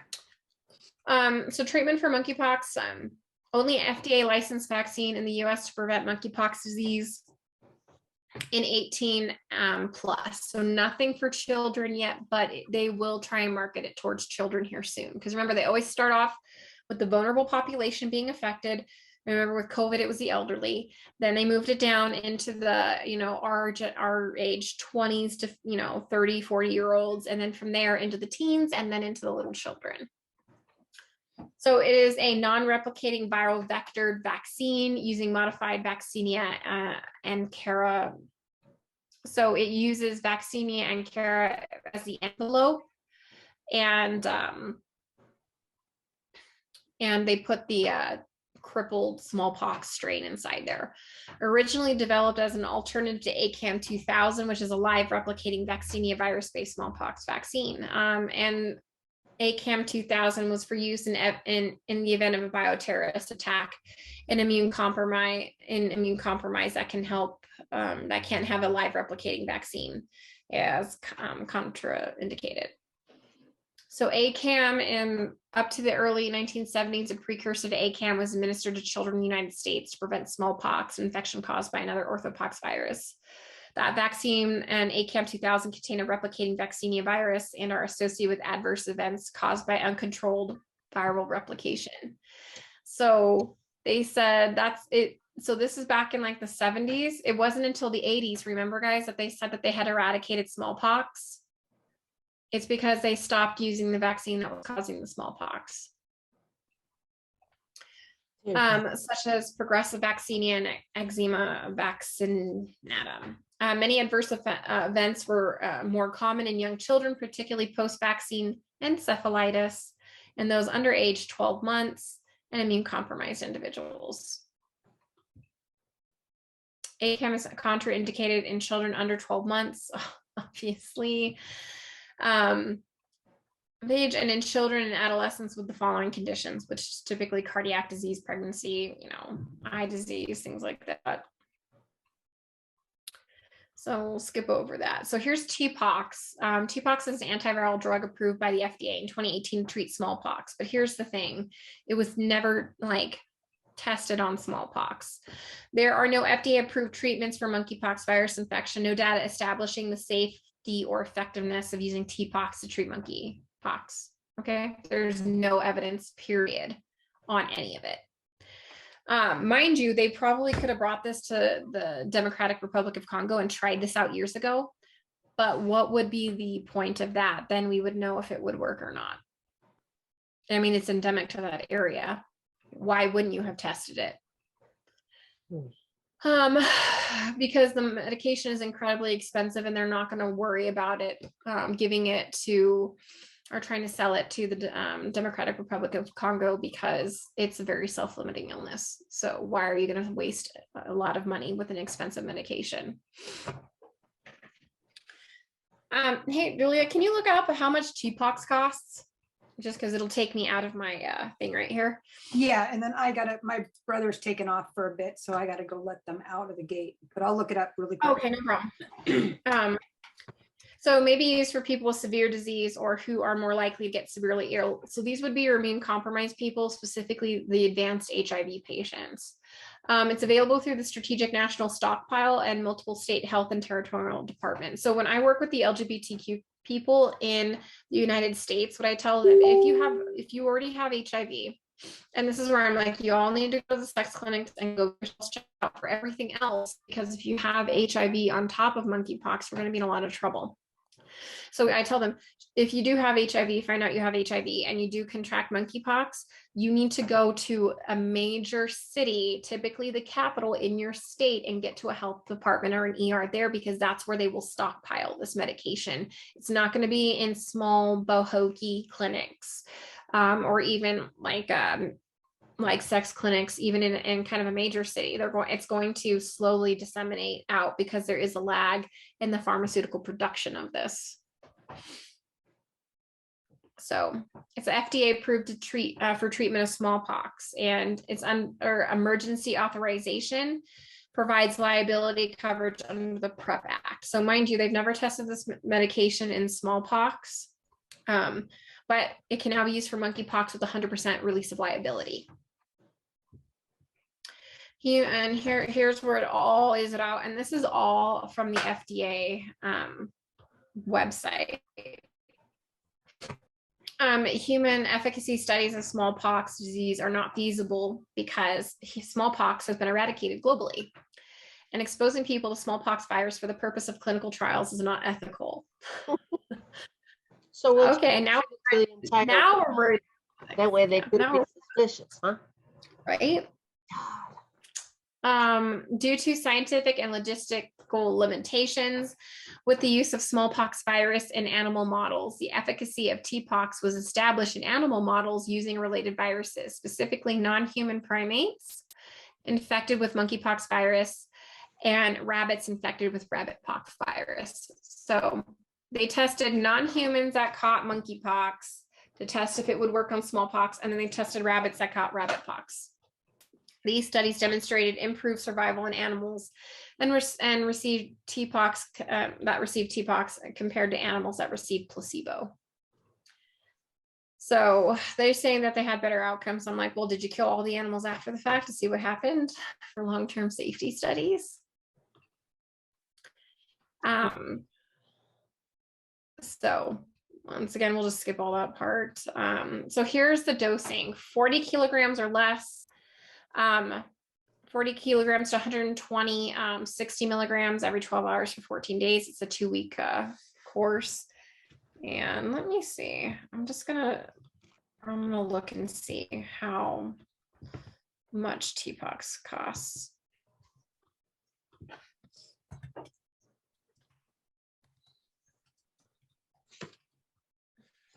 Julia had put it in the comments. It was like $12. Yeah. Yeah, so the typical counter price for TPOXX is $11.99 per 2, so 42 capsules, but you can pay only for 2 apples. Let's see, single care, as low as 2.52 for this drug. That's actually not too bad, which makes me wonder why it's like so low.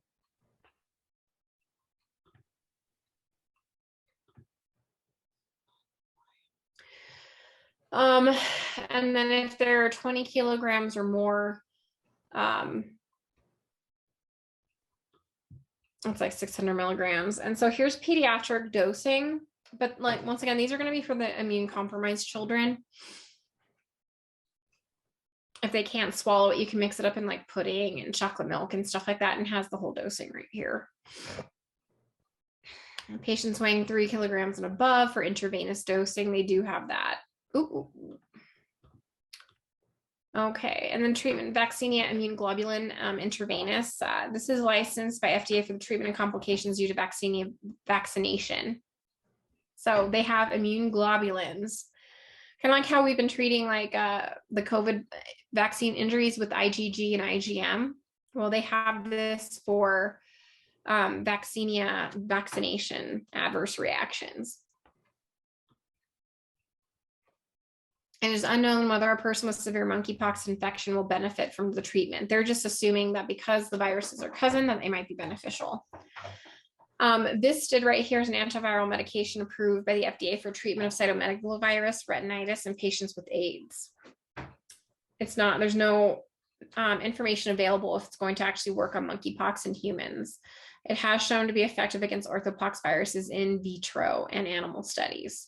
So that's why they're banking it. And it got emergency use authorization to be used for monkeypox, because there is some concern. And what I told people is if the person does have HIV, it may be worth the gamble to take some of these medications because you are immune compromised. So people need to start thinking like that too.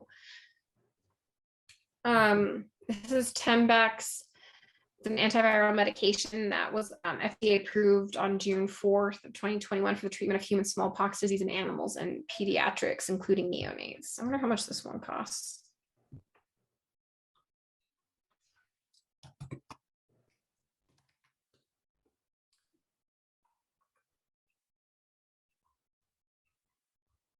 Oh, let's see. In fact, there's a website called fiercepharma.com. That's concerning. August 29th. So yeah, here are the DoD defense contracts already coming up. U.S. earmarks up to $680 million for Chimerix smallpox drug Tembexa, clearing way for emergent buyout. They're already planning it, guys.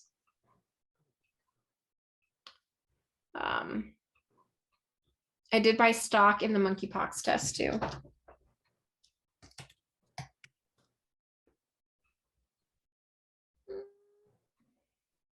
Come on, let's see. I should have put that. My name's not even in there.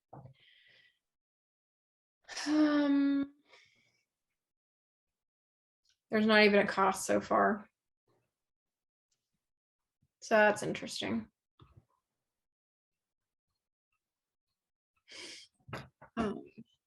So once again, we've got some, we're going to talk about infection prevention and control. So the things that the EPA have approved for emergent zoonotic illnesses, and monkeypox is one of them. The EPA lists citric acid, isopropyl alcohol, hydrogen peroxide, sodium chloride, sodium hypochlorite, and chlorine dioxide. Now, there are a lot more chemicals like aluminum hydroxide and things like that. Many of those cleaners were industrial grade cleaners that the average person cannot get. So these are the most common. So if you've got rubbing alcohol, that's cheap and easy to have that you can spray down. Even hydrogen peroxide, citric acid. The wellness store that partnered with American Frontline Nurses has a really great cleaner called Soluguard.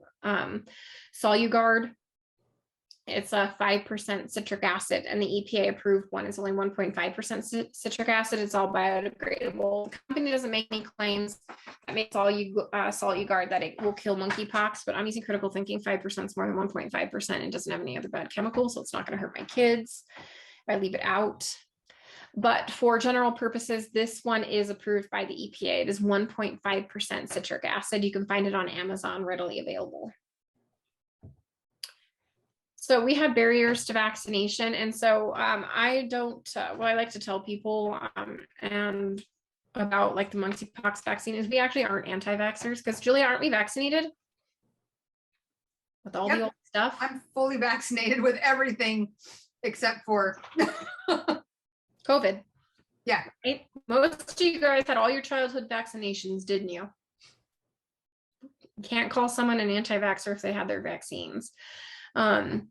So it's really interesting that they call us anti-vaxxers, but we teach on the vaccine because you have to be aware of what they're doing, because they're doing some janky stuff with it. So concern regarding the spread of other populations is increasing. Well, duh, it's not going to stay in just the men who have sex with men population. Approximately 1.6 to 1.7 million people at risk need vaccination. Would require 3.2 to 3.4 million doses of Genoa's vaccine, but we only have 1.6 to 1.8 doses. That'll be available by December. And this is why I told everyone to buy stock in Bavarian Nordic, because they're ramping up huge production of this vaccine right now, because they're the one that owns the patent, and they single-handedly have the DoD defense contract. Stockpile material being tested for suitability for use. So they're pulling it out of the national stockpile. Every state has its own stockpile, and I think I told you guys a little bit about that. So they say they test it. I mean, in New York, they didn't test anything that they pulled out of the stockpile. That's why so much of our equipment was defective. Technology transfer in process with doses expected early 2023. Once again, right on schedule for this simulation here, because it is in 2023. Let me see the death count. Tab this one out. So by January 10th, 2023, 83 countries affected, 70 million cases, 1.3 million deaths. Monkeypox vaccine engineered to be vaccine resistant, national response effects of early action, international chain supply challenges. We saw all of that with the COVID vaccine. Benefits of predetermined triggers for national response, blah, blah, blah. And then by May 10th, 2023, move 3, 480 million cases, 27 million deaths. We'll see. But the rollout of that vaccine and the rollout for that scenario is typically 2023 for mass vaccination schedule. The use of ACAM is considered, it does have excessive risk, but they will use ACAM if necessary. So during early development in the 1970s, MVA was given monkeypox vaccine administration was intradermally in Germany to thousands of people. So typically they give it in the deltoid just like they would any other injection, but they're trying to dose spare. So what they're doing, instead of giving you 0.5 milliliter in the deltoid, they're going to give you 0.1 milliliter in the forearm, like in a subcutaneous or a subdermal, like they do a TB test. Okay. The vaccination strategies here are post-exposure prophylaxis, or PEP, vaccination after known exposure to monkeypox. Expanded post-exposure prophylaxis, PEP++, vaccination after known or presumed exposure of monkeypox. So they want to vaccinate you after you've been exposed. So let's say there was a Hispanic male in the case study. He caught monkeypox. He had sex with a Caucasian male. So they would want to vaccinate the Caucasian male for having been exposed to the monkeypox from the Hispanic male. The problem is you have a very long incubation period of 3 to 14 days with monkeypox. So by the time his symptoms pop up in the Hispanic man and they bring in the white man and they want to vaccinate him, he's already launching an immune response to the virus in his bloodstream. And now you're going to vaccinate him on top of it. So he's going to get what would be considered a boosted effect. And that could amplify or worsen the monkeypox situation. And then there's a pre-exposure prophylaxis PrEP. This is normally how vaccines are given. You give it before you're exposed. Kind of like how I talked in the webinar. If my dog has parvo, I don't give my dog the parvo vaccine. You're supposed to give your dog the parvo vaccine so they don't get parvo. So right here in the pre-exposure prophylaxis or PrEP, vaccination before exposure to monkeypox, that's normally how it works. Healthcare workers, response teams, and those working with laboratory animals, but they're not going to worry about vaccinating those people. They want to vaccinate the PEP and the PEP++. CDC is not recommending mass scale vaccination for general public and sexually active adults. So the standard sexually active adults like me and my husband, we wouldn't need it right now. They're just focusing on the LGBTQ population right now. How about healthcare workers? Are they going to get stuck again? Not right now. They're low on the level, like low on the, I mean, if anything, they're just going to make you work with monkeypox. So what they'll do is they'll like vaccinate everyone, and if you didn't get it, you'll still have to work with having monkeypox. Isn't that how they did it with COVID? So here is the CDC interim guidelines. This is for dose expansion. So the standard regimen is I mixed those up. It's supposed to say intradermal 0.5 milliliter, 2 doses, 28 days apart, or 4 weeks. What they want to do is give you 1 milliliter intradermal, or excuse me, subcutaneous, 2 doses apart, 28 days. And you can get your second dose of Genois 28 days after the first dose, and you can be given up to 7 days later, past the 28 days, so up to day 35, and you can get it up to 4 days sooner. So there's like some wiggle room. Genois in children. The evidence to support the authorized use of Genois by the subcutaneous route, mind you, they haven't said anything about the intradermal, right? Just the subcutaneous, the new expansion protocol. Individuals younger than 18 of age is based on the data which supported the approved use of Genois. Mind you, they didn't test it in children. They're just making this assumption that because it worked in the grown-ups, it'll work in the adults.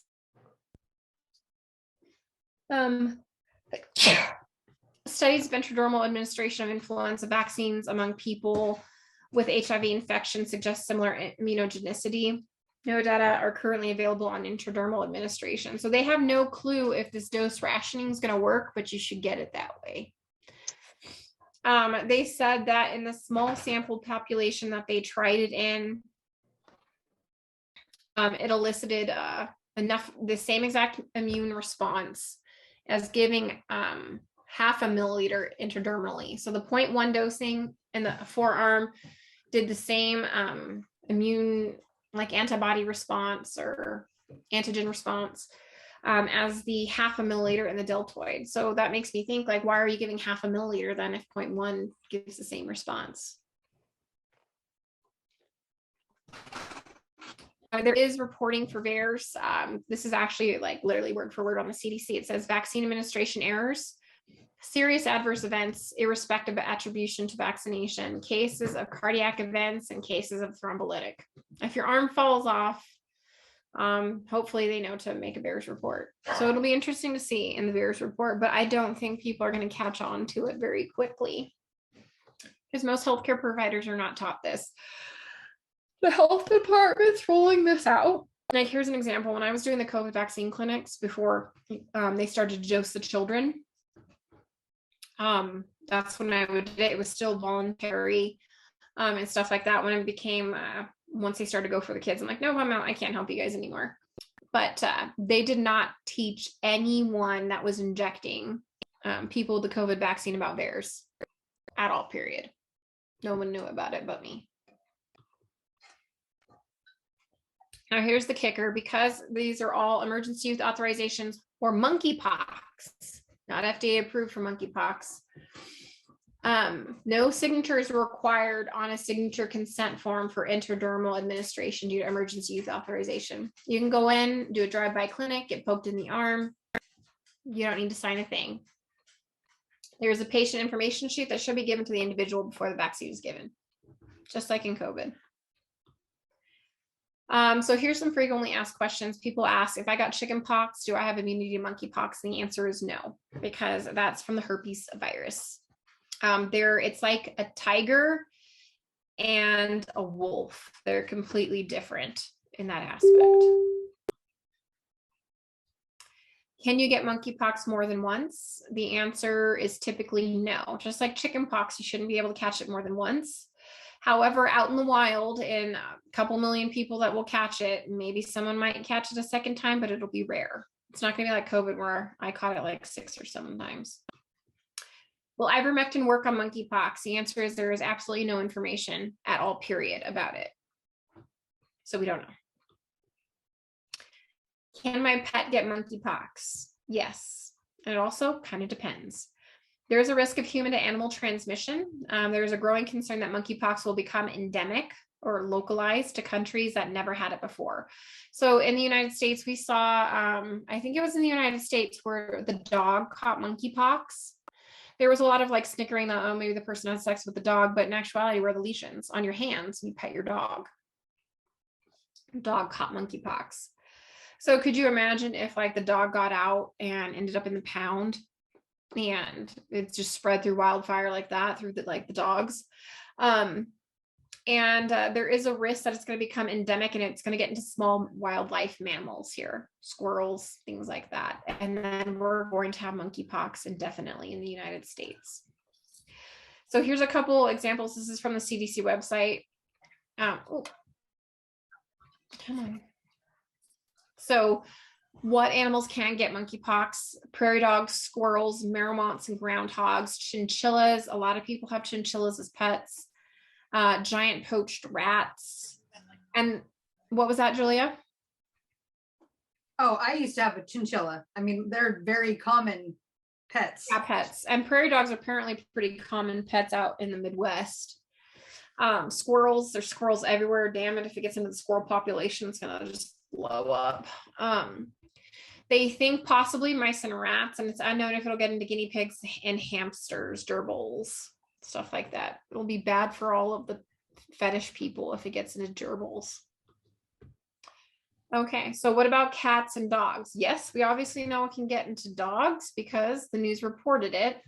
We're not sure about cats though. They believe it can get into adult rabbits because they tested it on rabbits. Hedgehogs, yes. Shrews, yes, they can catch monkeypox. What about farm animals? This is an unknown, and this is concerning because what happens if monkeypox gets into the beef, into the pork, into the chickens? So cows, camels, goats, sheep, and pigs, we don't know if it will catch monkeypox. However, we know cows catch cowpox, camels catch camelpox, and there is a sheeppox. They say no, but I know for a fact there is. What about wildlife? Raccoons, skunks, voles, badgers, coyotes, foxes. We don't know if they can catch monkeypox. However, remember when I talked last week, guys, skunks can get skunk pox and there's raccoon pox. So foxes, coyotes, badgers, voles, skunks, and raccoons all have their own version of pox that they can catch. That's part of the arthropox virus family. And I didn't finish the references on this slide because they're on the Word document. Any questions, guys? Yeah, I have one. How long does the virus live on surfaces? You know, and is it like a certain temperature where it can live for hours, or does, you know, heat kill it, or sunlight, or? Yeah, heat, exposure to extreme hot and cold, and obviously UVC light will kill it. They are testing it right now, but it looks like it's up to 5 minutes because that's what they're recommending for all the cleaners. Leave the cleaners on for at least 5 minutes. Nothing's less than 5 minutes. So my assumption is it can live, always make the worst case scenario, up to an hour on surfaces.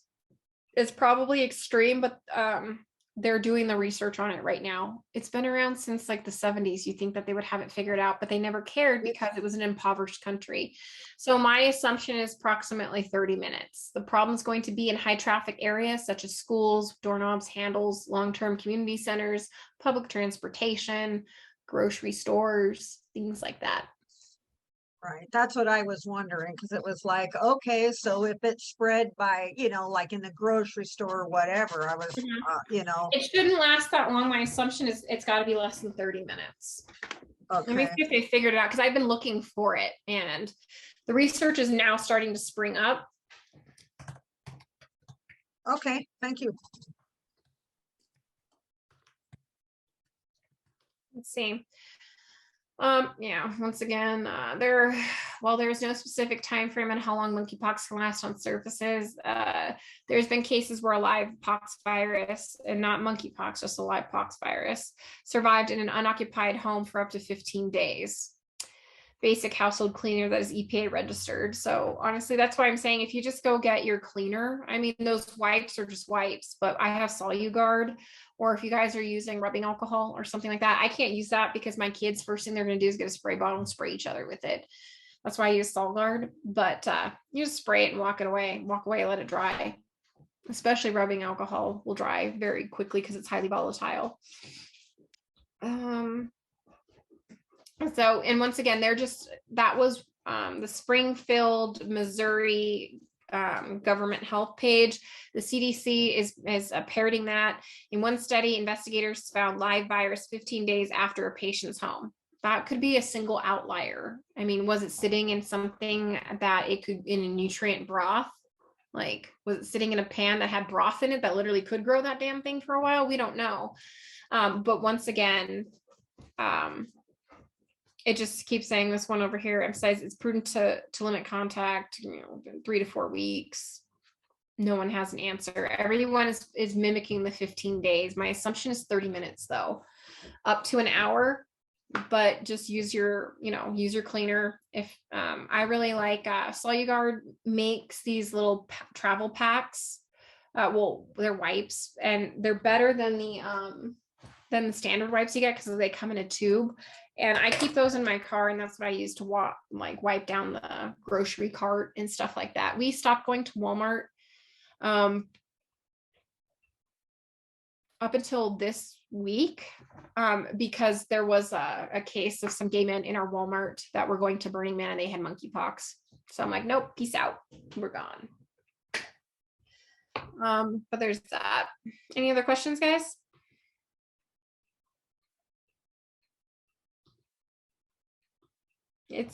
You're in your circle of safety. So if you ask any weird questions you need to ask now, just trust me. I have been on Zooms looking at people's assholes for several weeks now. I've seen it all. So I have all the answers. How bad is it in California, Nicole? California, let me see, I actually have it on the slides. I just did this week's. The results are always 2 weeks behind in numbers, just FYI. Actually, I'll share my screen. We'll pull up the CDC website. And I don't know how accurate the reporting is on this because a lot of times people aren't even getting tested. Please excuse all the dick pics that are on my desktop here. Let's see. Always goes to CDC first. Yeah, because I have a patient who traveled to San Fran and is coming back and wants an IV treatment. And I'm like, I don't know if I want to go. First, believe it or not, it's Los Angeles. It's Los Angeles that has the greatest cases. Oh, okay. Interesting. You would think San Francisco, but it's actually Los Angeles. Okay. Of Hollyweird. So let's see, California has 4,300 cases. Is he gay by chance? No, it's 2 women. So I think they're what? lesbians too. So they might be real safe. Yeah, right. Because they probably aren't going to have sex with men. Yeah. And then I was looking up here specifically because I was doing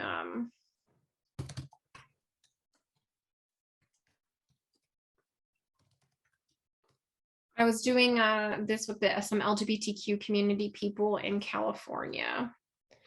Here we go. It's LA and then San Francisco in that order. And then I'm pretty sure Sacramento is right behind. Mm-hmm. It's usually LA, San Fran, and then Sac are the big populations for this type of stuff. Yeah, here it is. Los Angeles. Oh, actually San Diego. Diego. Well, Sacramento's not that far behind. No, but that's surprising. But there's a lot of rules surrounding Sacramento too. So, but San Diego is substantially known to be pretty, nightclubs, lots of social eventy things.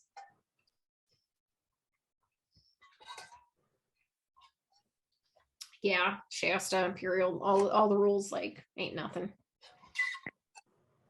They should be fine. Just wear gloves. Because it's all just contact. You're going to be in their house? Yeah, that's why I go in their homes. So that's kind of what freaks me out too. And I have to do my own PPE, and they haven't given us any training at all. They just said they showed some images and oh, it's mostly on the hands and the mouth.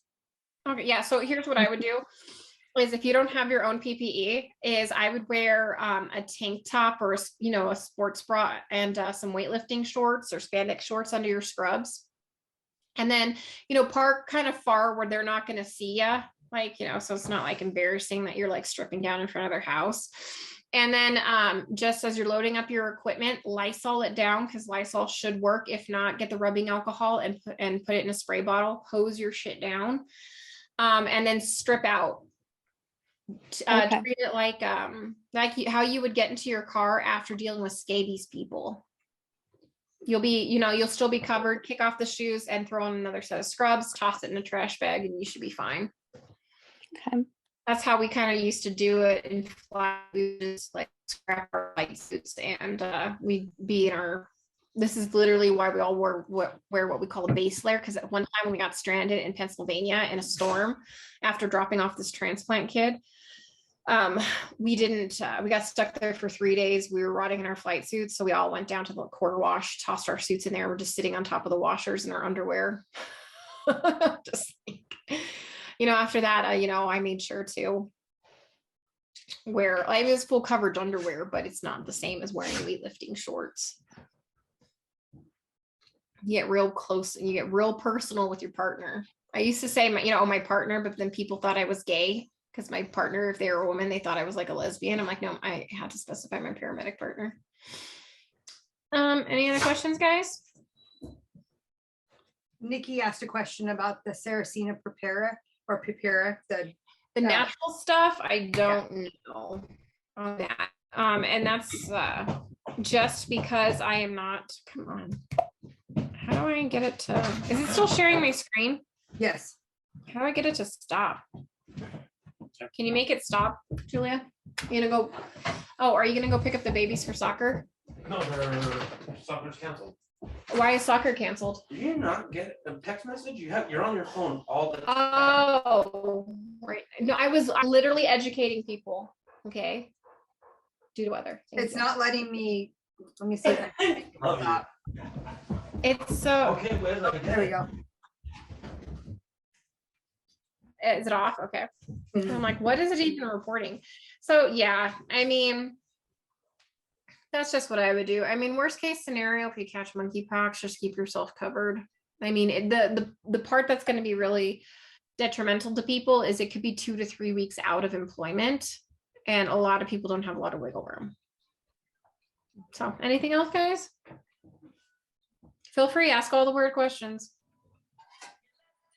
Nicole, do you think this is going to be the next opportunity they have to make this turn into smallpox as the ultimate goal? I'll be completely honest with you. I bought stock in Bavarian Nordic, for reals. Ask Julia. I'm like, hey guys, this is the stock. It's already doubled in price. They have the exclusive on it. They will bring the smallpox vaccine back. It's just so profitable. It's just so profitable. Yeah, exactly. Well, and it's terrifying for people, obviously, because it is so deadly. And with all the jab immune systems, so compromised. And with the boosters rolling around, I think fall is going to really be, and winter is going to be dark. But I feel like that's their ultimate goal. The election's coming. Anything to, create more deaths. Yeah, and this is just a money grab because if they can get enough people to do it, they can get it on the pediatric schedule. And there's just thousands of children that are just up for fine. It's just a financial grab. So it's kind of like I did the same thing with Pfizer. I bought low, sold high. I'll do the same thing here. And I'm trying to find out which one DOD is going to contract for the test, kind of like how Binex is the exclusive test because that one's owned by Bill Gates. I'm trying to find out which test they're going to go with, and that's what I'm going to buy stock into. How do you think they're going to test? What was that? How do you think they'll test people for this one? It'll be swabbed. They'll actually swab the lesions. They'll probably swab the mouth, but they won't swab the nose. Okay.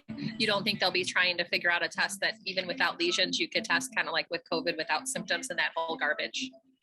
Well, you know what? They might be able to try and pull that, but honestly, it's so obvious that this is monkeypox versus COVID. It's is it the cold? Is it the flu? Is it norovirus? We don't know but there's a visual tell on monkeypox. So I honestly think that they're not, I mean, there will be a test. How accurate it will be, I have no clue. Because they're going to start swabbing every teenager that has a pimple. They're going to start swabbing everything that's like herpes. I mean, how many people are having outbreaks right now with shingles because of the vaccine? And then how many people have even the vaccine reaction, their vesicles, really large vesicles. You know how when you burn yourself and you get a lesion, that's just like a really high blister. I mean, there's so many of those types of things going on. They're going to start swabbing everything. It's like, oh shit, I've got an ingrown hair on my vagina. Like, oh, swab it. Well, and just like with the COVID swabs, we have no idea what's going to be in these swabs. You know, does it spread it? Who knows? Yeah, well, you know what they'll probably do is they'll probably, if you have one lesion, they'll use one swab to swab all like 5 different types of lesions, which is not best practice.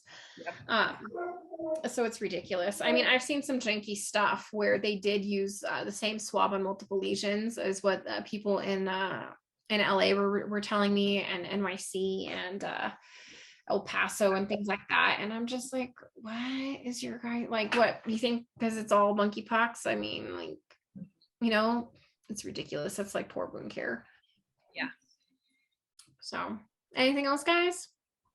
What was your thoughts again? I'm sorry, on that Sarracenia purpura. I know that's more. You know, honestly, I'll be honest, I have no working knowledge period on that. I was going to talk with Dr. Henley about it, because there are some natural stuff.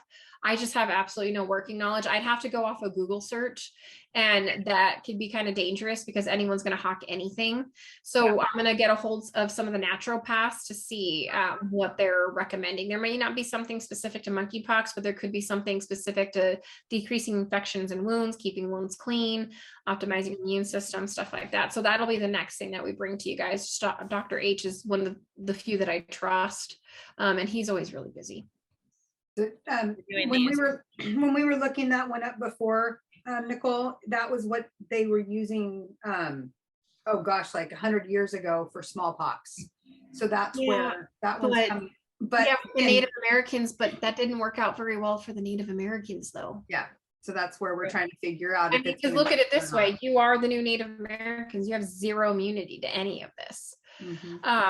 That's why it's like that we were at a petting zoo back when things first started to open up in Utah, after COVID and everything like that. We took them to the petting zoo, and there was a cow with cowpox, and I let my children specifically milk the cow that had cowpox, and we all caught cowpox specifically because cowpox causes cross immunity to smallpox. If you guys remember how that vaccine was made, you realized that the milkmaids were doing it. That was my solution to the situation. Everyone just go visit the dairy farms. True. I think they have a goat pox type thing, Julia. I know one of your goats just died, but maybe check and see if he has monkeypox. I don't know. But I mean, that was my solution to that situation. Adriana just said they're using acyclovir IV in LA. Acyclovir is not going to touch it. There's like countless research saying acyclovir does not work.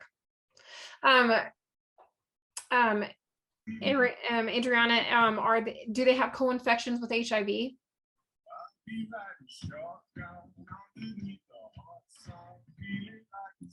Yeah, they do. Okay. See, and Los Angeles is near the national stockpile. Are you in like a poor hospital? In a poor neighborhood? Yeah, I'm right outside of Compton. Yep, that's why. Honestly, if you have anyone that you actually love and care about that has it, I would send them to a rich area in the major city and go to that hospital, because that's where they'll keep TPOXX. Acyclovir is just not going to work. I mean, they feel like they have to do something. I totally get it, but damn. The one with the C, Nicole, the Ciodafir. I feel like I looked that up a while ago, and the side effects seem really similar to remdesivir. Like the affects the kidneys and liver. Yep. I mean, because what was it used for? Was that the cyclomegalovirus one? Yeah. Yeah, Yeah, but I mean, how often is there a cytomegalovirus issue? There's not. So this is a great way to get a return on your R&D or research and development, because cytomegalovirus isn't that big of an issue that you're going to recoup that money, but you can definitely recoup it this way. And that's what we saw with remdesivir, because it failed with Ebola. So they're just like, oh, by the way, let's try it out with with COVID. It was never designed for COVID. They just repurposed it. Amazingly, they repurposed those drugs. So, but yeah, it's going to be a lot of, and I think a lot of times the treatment is going to be worse than if you just left the situation alone. I mean, unless you have severely advanced HIV, full-blown fulminant AIDS, I think some of the treatments are going to exacerbate the problems.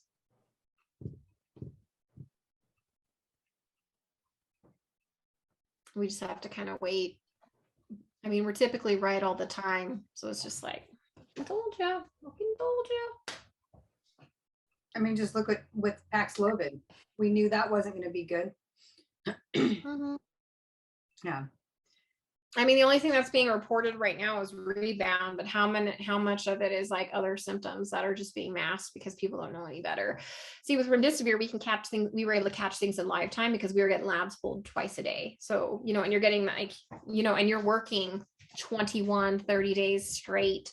So you were able to track those trends in those patients. So, but all this information is for you guys to get prepped and ready. And stuff like that. Right now it's predominantly in males. So, but it will get into the little kids, and that's when things are gonna really spread, because kids are super spreaders. Ask any teacher. Thank you very much, Nicole.